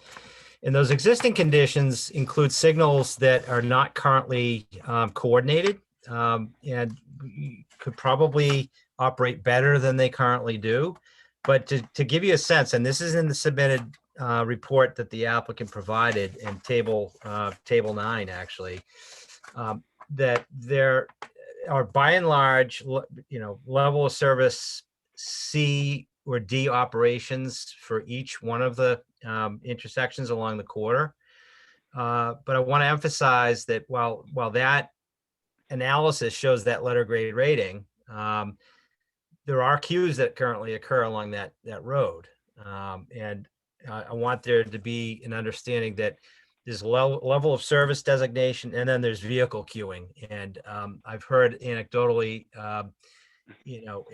during this hearing process that folks are concerned about queuing. And of course, that's always a concern. That doesn't mean queuing's not going to occur. And there are periods of the day, even currently, where queues can be rather long. But those types of conditions can be mitigated through improved traffic signal control and coordination. So the short answer is yes, the signals and intersections along Route 20 in the corridor are with only, well, it's actually in Sturbridge. There are locations within Sturbridge that have longer delays, but within Charlton, those signals are all operating at level of service D or better today. So as a follow-up question, were those letter grades before the intersection at Route 169 went from 4 lanes to 3 lanes? So the analysis is based on today's geometry, right? So what exists out there today. And so if you look at the Route 169 intersection in particular, and I know that there have been some improvements made there, fairly recently over the last couple of years, that that location is at a level of service C or better for any particular movement through it. And that reflects the geometry, the lanes that are out there today. So is there anything that can be done to that intersection to maintain a C grade or better? Or are we just to accept a D grade as something to look forward to? The short answer is that the DOT in particular is going to look to make sure that even in cases where a C becomes a D, that it doesn't get any worse than a D. So there are specific movements that will experience longer delay compared to today. That's just a fact, right?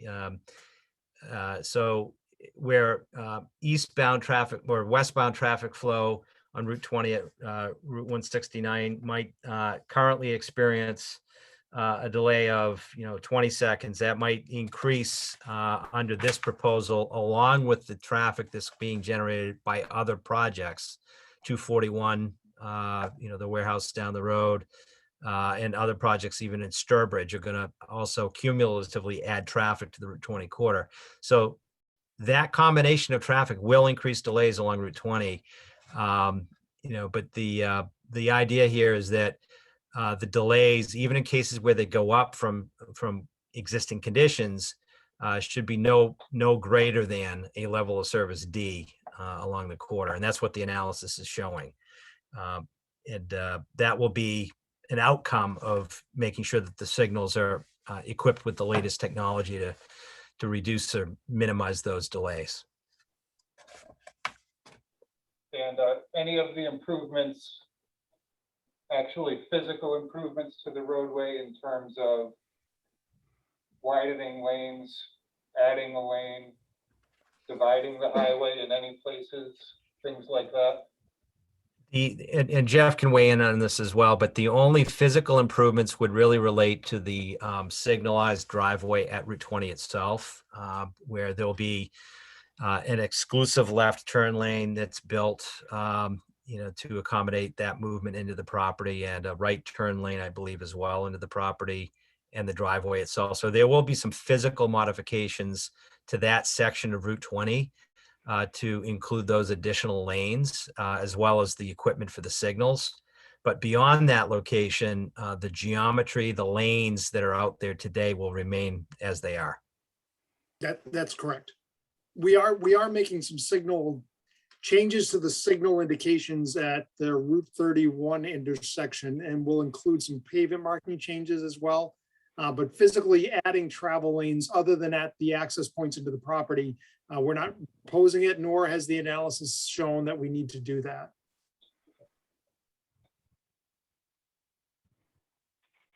Thank you.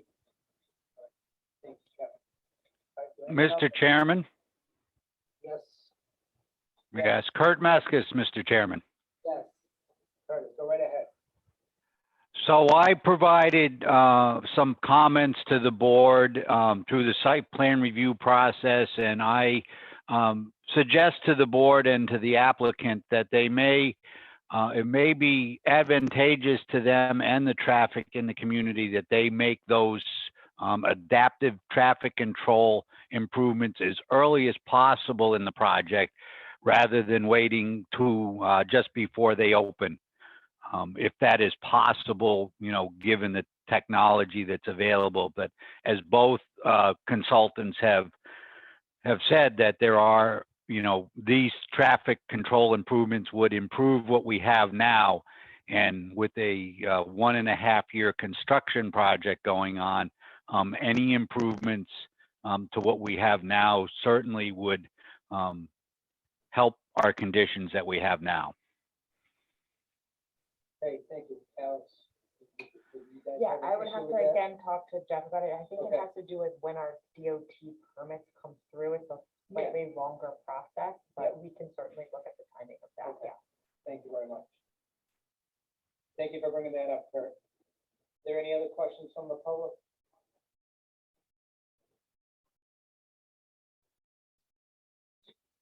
Oh, yeah, good. Robert Leminski, Sunset Drive. Got a couple questions. First of all, is there a specific amount of tractor trailer truck numbers per day that's going to come off the site and into the site? Yeah, yes, we've estimated that on a daily basis, it would be about 560 tractor trailers. That's two-way, so half in, half out over the course of 24 hours. And if it's over 24 hours, how many will be coming in from 9 PM to 6 AM? Or is the majority going to be from 6 AM to 7 PM? So, yeah, I can look up the number and get back to you. I don't have that. I'd have to look at the operational chart, and I don't have those numbers right in front of me. I can get back to you. I can send that information to Randy. Okay, and if you couple the two other projects, the one at 241 and the other one in Sturbridge, what's the total truck volume is going to be of those three projects combined? So the Sturbridge, if you look at the Sturbridge Travel Center is really, it's called a travel center, but it's not a truck stop. So that's really, it's not really designed to accommodate trucks. Trucks can go there, but you're not going to have a large number of truck activity. In fact, the trucks that might go there would also be going to another facility along Route 20. So it wouldn't really be new trucks to the area. I can look at the numbers for 241 and then again, get back to Randy and he can provide that to the board in terms of the total truck activity related to both projects. But now, isn't there a project in Sturbridge, a new freezer warehouse that's being built? That's going to have a considerable amount of truck traffic? Not, The one at Picker Road, Jeff. yeah, no, it's not. So the one in Picker Road it's a cold storage. There's actually a couple of warehouses in Sturbridge. They're both they're relatively small. They're, and Gene can correct me at some point if I'm wrong, but they're somewhere around 100,000 square feet or less than that. And they're, it's like a cold storage warehouse. I think there are two cold storage warehouses. They're not very large and they don't have a large number of employees. So it's actually a small activity. They didn't even rise to the level of activity where it would require a filing with the MIPA office. It was below any of those thresholds. Okay, thank you. It has been mentioned about the 169 intersection being 3 lanes. According to the study, they projected that during afternoon volumes, the amount of vehicles taking a left-hand turn coming east on 20 to go south on 169 were 700 per hour. And Yes. I know I have witnessed that coming into that intersection, there is a delayed light to give that green arrow for those 700 people to take their turn. But what happens is then both lanes get the green light and they go, and then those people have to wait. So in the meantime, it's only one lane heading west because Right. we've got people queuing to take the left-hand turn. And obviously, we know that coming from the west heading east is one lane. So in my book, Route 20 is a 2-lane highway. I really think that as our code enforcement officer had mentioned, the sooner this this signaling, I'll be okay. I can get introduced, it certainly will prove that it's gonna help. Because right now, it's pretty tough as a layman to believe by changing some signals is gonna take away all those backups that we see every Friday night, Saturday and Sunday and holidays. Again, we're not talking 300-400 cars, we're talking miles that they're backed up. And to believe that by changing some signals, their timing, that's all gonna go away. I hope so, but a little tough to swallow. The other thing I heard is that when you talk about travel lanes on Route 20, 12 feet. Again, preferred breakdown lane is an 8 12-footer. I know when the state redid Route 20 from Route 31 to Richardson's Corner, they did 2 12-foot lanes and 8 breakdown lanes. That road is beautiful, just beautiful. Even though people speed, it's safer now than it has ever been. Now, from Richardson's Corner to Route 12 and 20 in Auburn, they did value engineering. So they're gonna change it to 11-foot lanes. That's what is on the table right now. And instead of having a consistent breakdown lane along the road, they're gonna have a series of 4 or 5 turnoffs so that if you get in trouble and you need to pull off, that's what you gotta pull off. So someone needs to talk to Mass Highway that is considering what's happening in our town. And we certainly want it to happen. We want it to happen safely, but we also need to travel in the morning, whether we're going to work or whether we're taking our children to school in Worcester or in Shrewsbury. Is that road needs to be clear and travelable. I always knew that the rule on Route 20 was, look, don't come ask for a traffic light. It's a US highway. People need to get from A to B as quickly and as smoothly as possible. We're now adding 2 more lights to Route 20. Safety, great. The only thing is, it now slows down the travel time. So there are people who are going to be inconvenienced. Again, the signaling will certainly help, but Mass Highway needs to talking to as far as their plans for Route 20 for that improvement. All right, thank you. Any other questions from the public? Yep. Well, I just noticed in when they did the sight line now, they're proposing 11-foot lane. I thought you said 12-foot lane for idea.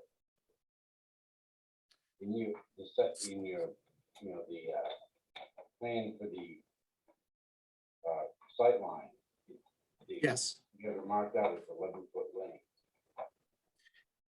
Right, that gets to the discussion about value engineering. Yeah, it's true, it's value engineering. However, what's really happening, and if you look at the new section that Mass DOT has come up with, what they're doing is they're complying with the standard of complete streets. So unlike the section of Route 20 that was, built previously, they're accommodating pedestrians and bicycles. And so if you look at the section that's built, and because this is a state mandate, they're building sidewalks along one or both sides. They're building a shared travel lane so that or shared path so peds and bikes can use it. And if they can't do that along sections of road because they don't have enough right of way, then they're putting the bicyclists on the road. So the sections where you're talking about, and even where you're showing, Randy, where we have 11-foot lanes, that's because Mass DOT requires that you accommodate bicyclists on the, if you can't put them on the shoulders or in a shared use path, then you need to accommodate them in the roadway. The result of that is you do get narrower travel lanes. And so the design that you see that we proposed is consistent with what Mass DOT is doing on the section between Richardson's Corner and Route 57. You'll see that this is almost exactly that cross section. The only difference is we're not putting the center median in at this time because we can't do that. It would be an obstruction in the roadway. But what you're seeing is these sections, as they get approved, are being designed consistent with the current cross section that you see them doing on the Richardson Corner section of segment that's going to be built. but it's because we have to accommodate bicyclists and pedestrians within that same roadway corridor. And so that's resulting in, they'd rather have narrower travel lanes and accommodate all of those users. And so that's what you're going to start to see.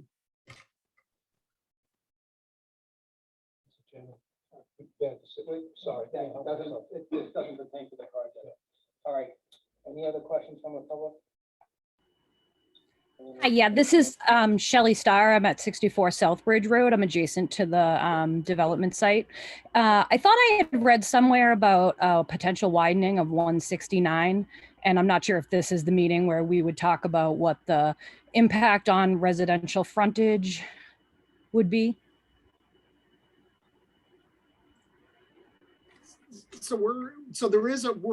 I wouldn't call it a widening. We are changing the striping along Route 169 at our driveway so that we create a left turn lane to enter into the driveway on Route 169. But we're not widening the road or changing the access to any of the adjacent properties.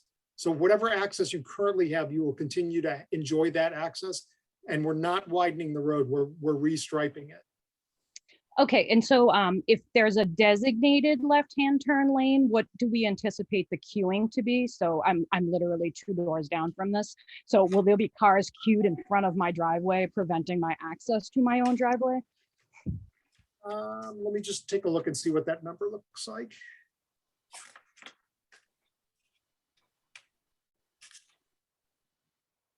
Bear with me 1 second. I'm just trying to get the right table here. Actually, we're actually not showing any residual queuing in your lane. So if there's vehicle queuing, it would probably be 1 or 2 vehicles, but it's not really queuing. They're slowing down and then turning into the site. The only reason we're creating the left turn lane, unlike at a signalized intersection, we're not storing traffic. It's really because, as you know, living on 169, vehicles are traveling at 50 plus miles an hour. And so left turn lane is really so that the traffic that's heading north on 169 can get into a separate lane and slow down so that the car that's traveling behind them at 50 plus miles an hour isn't going to slam into the back of that vehicle. The other vehicle gets to get out of the way. So the left turn lane is not to store traffic. It's really to transition it from the high speed through lane into a lane where they can slow down and turn. Right, but it's still going to be an unsignalized turn. So they're going to have to turn left across traffic that's going to be coming south from a signalized light. So there'll be significant traffic coming south on 169, while the northern bound traffic is going to have to turn left into that. So they're going to have to wait for those cars to queue, to clear in order to make the turn. Yes, and our analysis did reflect that, and it basically showed that there was enough gaps in traffic for them to make the turn without having any residual queuing in that turn lane, including entering and exiting traffic at those peak and shoulder times. Well, the exiting, if there's any queuing relating to our exiting traffic, it'll queue in our driveway and it won't affect you. Your concern should be exactly what you've asked, which is to make sure that the vehicles don't queue past your driveway. And our analysis says that they will not do that. Okay. And so I hear a lot about this mitigation plan and monitoring. And so I have to ask the question of and so what? Who monitors that? And what are the impacts if the mitigation, if the analysis is flawed and there is an issue? What mitigation happens? And then who's accountable for that? Who is accountable for the mitigation and what's the penalty? So we're accountable for the mitigation. So we have to do the monitoring. And then one of the things, and this always comes up with the monitoring program, and your consultant pointed out as well, who cares if we monitor? It's really what happens if you exceed what you said you were going to do. So like you said, if you're flawed, if your numbers are completely off, then what that means is the planning board approved a project that has unmitigated impacts, and no one wants that to happen. So the monitoring program not only has to demonstrate that we are consistent with what we've shown in terms of our analysis, but it also has to have, if you exceed those things, if your analysis is wrong, then there has to be a series of measures that you as the applicant in this case, but would be the owner, would need to implement to basically mitigate those unmitigated impacts. So there is a series, so the additional mitigation could be anything from signal retiming to adding capacity to intersections, changing the operating hours. I know Randy was talking about looking at the, the operating schedule for the facility. It could be any host of things, but the intent is you either get yourself in line with what you said you were going to do, or if you're not able to do that, then you need to implement additional mitigation measures. And those are all things that would need to be done by, the property owner. They are responsible for doing that. They're responsible for identifying the mitigation and also for implementing the mitigation. And who's holding them accountable for that? Actually, it'll be two things. It's the town through whatever, to the extent that they place a condition on the project, which I fully expect that they would, as well as Mass DOT. So it's basically two entities that will be securing that. The state through Mass DOT, because Mass DOT issue a permit for us to physically access this property. The town can approve the project, but Mass DOT is the granting authority to allow us to actually open the driveways. So you've got basically the town checking us, and then Mass DOT is going to make sure we have to comply with the monitoring program and the traffic volumes and mitigation measures that we said we would do. They all have to work per what we've analyzed. Okay. And so on that note, the current traffic analysis, again, is Route 169 driveway is a secondary access. From what I've seen, the projected employee traffic is assumed to be only people who are commuting north on 169 would be entering that driveway. Employee traffic, which again, with secondary roadways and people who know town, I find that hard to believe, but you're the traffic expert and I'm the opposite of that. So I feel like the promise of limited amount of traffic in there is going to have a rude awakening at some point. And so I'm really concerned about what happens when that rude awakening occurs. And hopefully the monitoring program is intended to, it's intended to protect you because of that. So, that's the intent. But to your point, okay, that's fine. You monitored it, but what are you going to do about it if you're wrong? And that's where those triggers, take place. All right. I'll look forward to seeing you all in my driveway sooner than later. All right, Thank you. So, yep, thank you. Is there anyone else from the public that has a question? Just gonna get one more question. Real quick, please. Yes. Traffic people, has there any consideration been given to entering the turnpike That's already from been the answered. surface station? It's already been answered for state and federal highway. They have restrictions. So I can answer it. Okay. All right. I couldn't quite hear that question. I'm sorry. I think it was a question about the turnpike access. Yeah. Oh, right. Yes. Yeah. All right, any other questions from the public? All right, we have all right, so definitely need to do some, back and forth. Correct? Yes. Yeah. They, I don't speak for them yet, but they, Robert, do you want to have a more final report? Since you just received that yesterday, give yourself an opportunity to just put it in writing, to submit to the board. Yes. So the intention is, we would typically need more than a day to look at something, especially where it's a complicated project. So we will put together a review letter, final letter that reflects this August 10th submittal.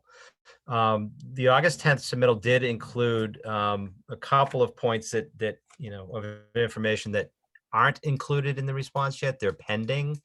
So what I'd like to do is await that information so that my review is comprehensive and includes all of the points that we raised. So the sooner that we can get that information, the sooner we can turn that letter around. And I'll defer to Jeff or the applicant on how quickly they can provide that information that had to do with the parking analysis and the auto turn analysis at the driveways. Yeah. I'm just trying to count if we took like 5, 10, 15 minutes at the beginning of the next meeting to basically wrap up these questions or comments. Would you two have the opportunity to put that information together for the meeting? Sure. What I might suggest, because we got a pretty full agenda of other items that we had penciled in for the first, if we push this with an idea that Jeff will get some additional information to MDM, so they have a chance to digest it. Bob can draft his letter. Jeff can see if there's any open issues, come back. I think on the 15th is the next one, and treat that as probably a closure of it. We may not be done on the first, and then we're just continuing on, and we've got plenty to cover on the first anyway. Okay, so we'll shoot for the 15th. That's my suggestion. Is that additional study needed on those two intersections? Have any bearing on their analysis or? Should we wait for that? Yeah, what do we do when that's issued? The mass DOT. Well, it is intersections outside the community. So as far as whatever the results are as to that intersection, really are to some extent beyond the jurisdiction of this board. They'll be available, I assume, while they're still in the hearing process, because it looks like they're going to be through September anyway. So I think they're including the 241 property as well, so that's in the work already, right?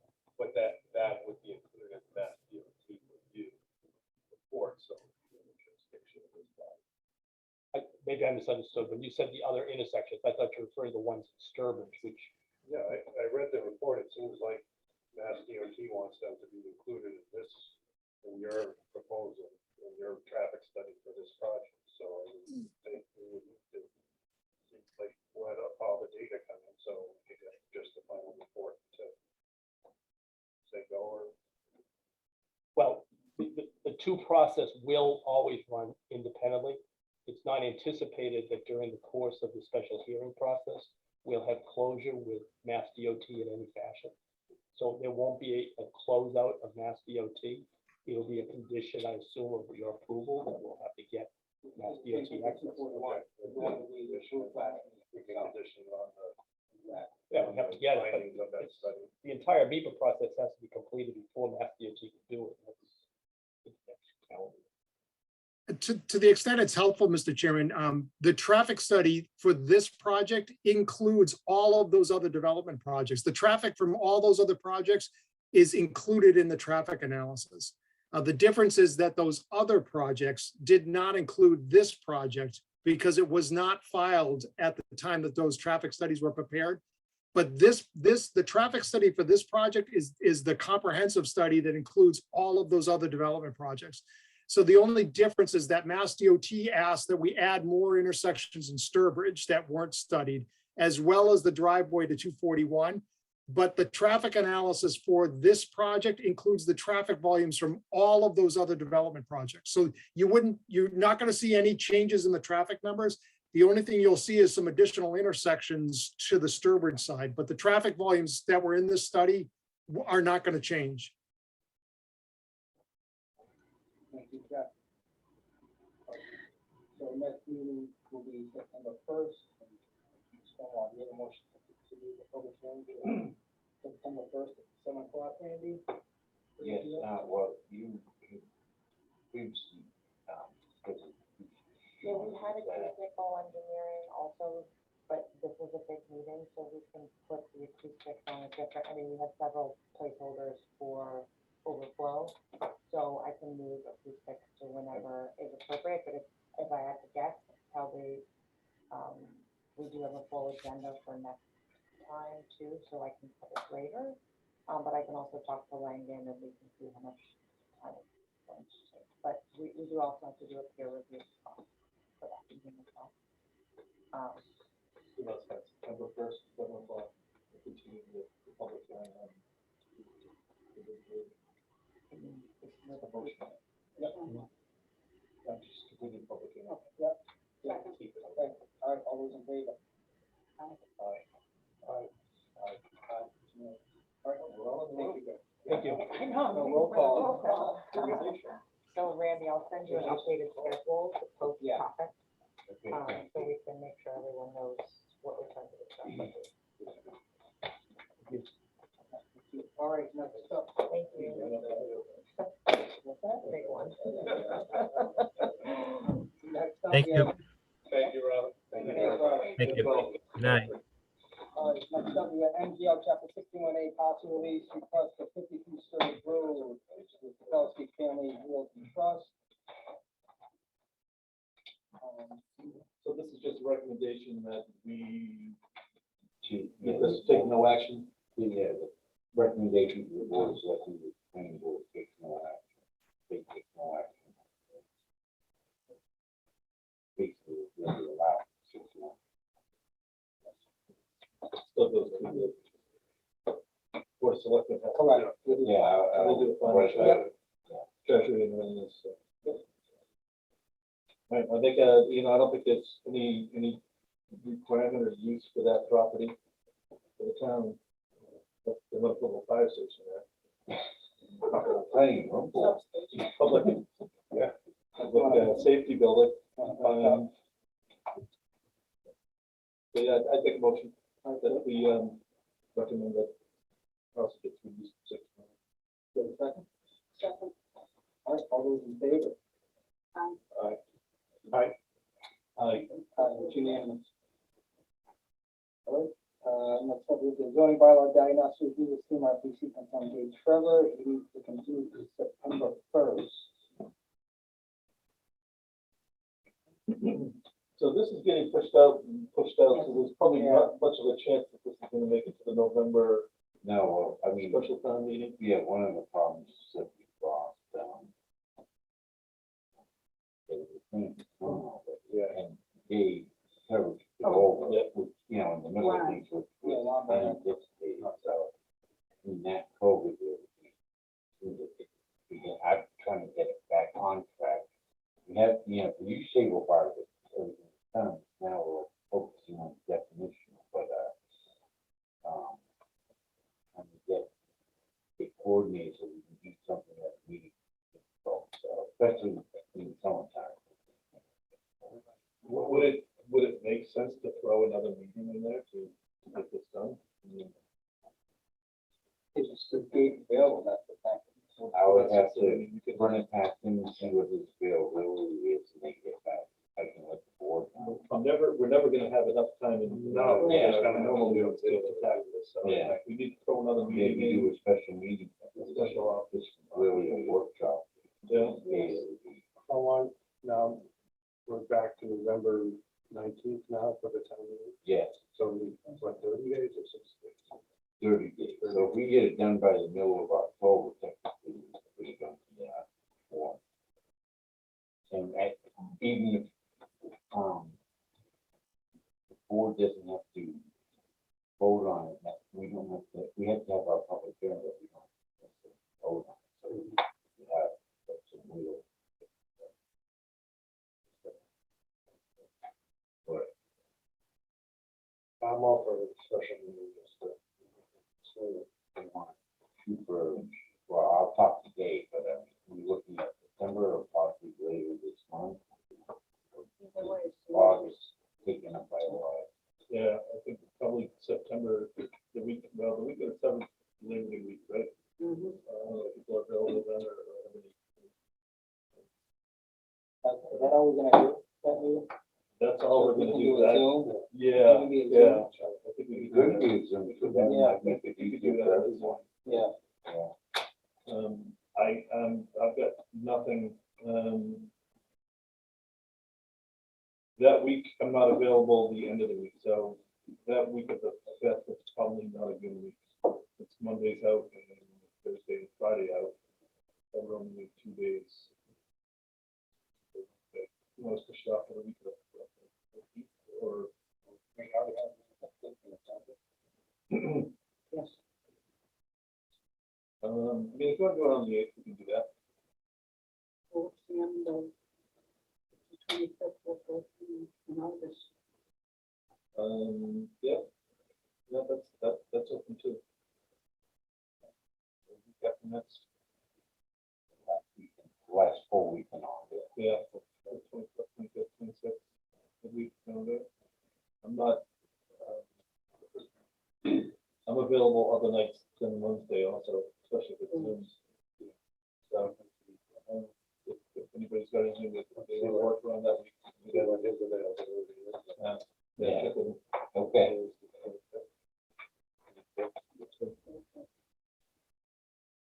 All right, next up, we got, Jill Development, definitive subdivision annual extension request, which is on City Depot Road, they want to extend to 8/28/2022. Yes, it actually is under construction now, they actually put the binary code down today on the road, so we're making progress. So I recommend that they, the board grant the extension. Motion to, extend the, request for digital development. Yeah. I'll make a motion. Second? All right, all those in favor? Aye. Aye. It's unanimous. All right, and, next up is St. Mary's Way Definitive Subdivision Plan Annual Approval Extension Request, joint on Staff Street, Cross Street and Close. Let's extend to 11/17/2022. It's doing this a little early because, they had done the finished code on the road, but contract did a terrible job. Doesn't spread that away. Huh? Didn't spread that away. Well, no, they finally got the money. Okay, all right. But in lieu of the fact that he can't get it done by town meeting, that for another extension. I'm trying to get to the fall town meeting, but the time is over. The house has been built. There's a house, they were built. Trying to get a permit for the second one. but trying to back this up. I'll give a motion to, extend. How big is it? Why is it? 4 or 5 lots. Yeah, and he owns all of them. It's, even though it's a public road, it's basically done for various family members. Not going to sell the lots off. No, I know you're gonna stop it. That's why you need it when the house is up there. I don't know, that's.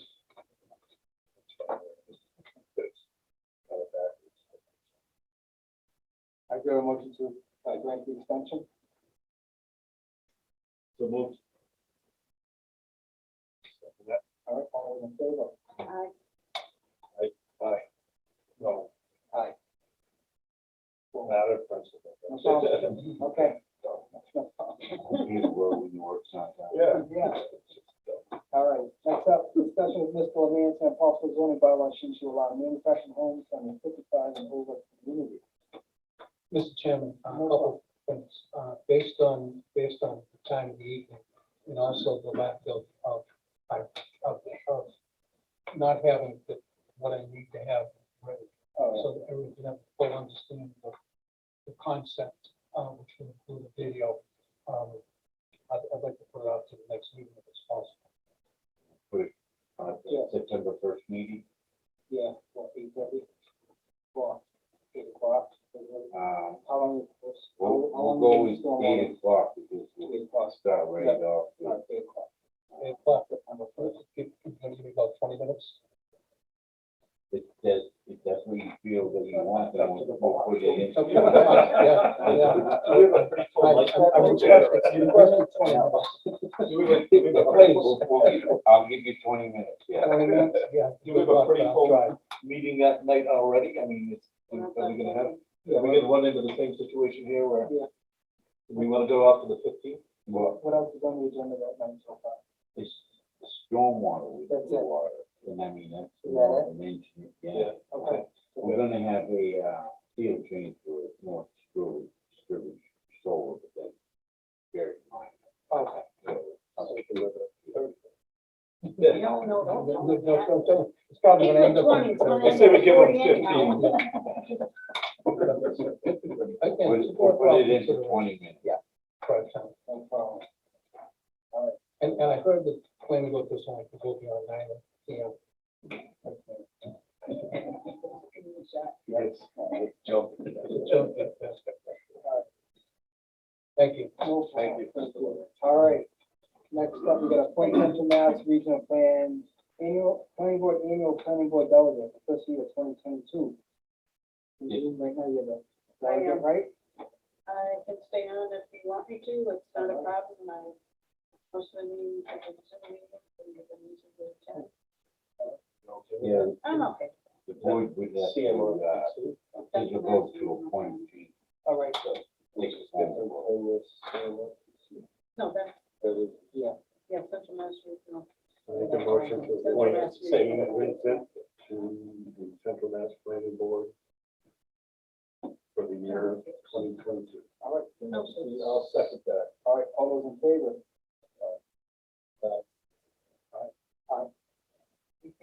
Perfect. Thank you very much. No, Thank you. All right. Giveaway money. Next up, we got, other business. Did anything unknown at time of posting, Randy? No, the only thing is, Ross, you will not get, September. I don't think so. Yeah, So so, you are not, John, are you available to share that meeting? Okay. And of course, we'll talk about stormwater. Yep. So, other than that, we will have, so far, it's, we'll change the North Sterling Solar and then. Side. Something better than stormwater? On that night? orientation at Jack and Jill Preschool. Oh. Oh, okay. I'm not starting over again. Some days I'd like to start over. Not that much. All right, do we have a, Kevin, do you have anything else to add? All right. Do we have a motion to adjourn? Motion to adjourn. Second. All those in favor? Aye. Aye. Aye. Unanimous. All right. Thank you very much. Good night. Right. All right.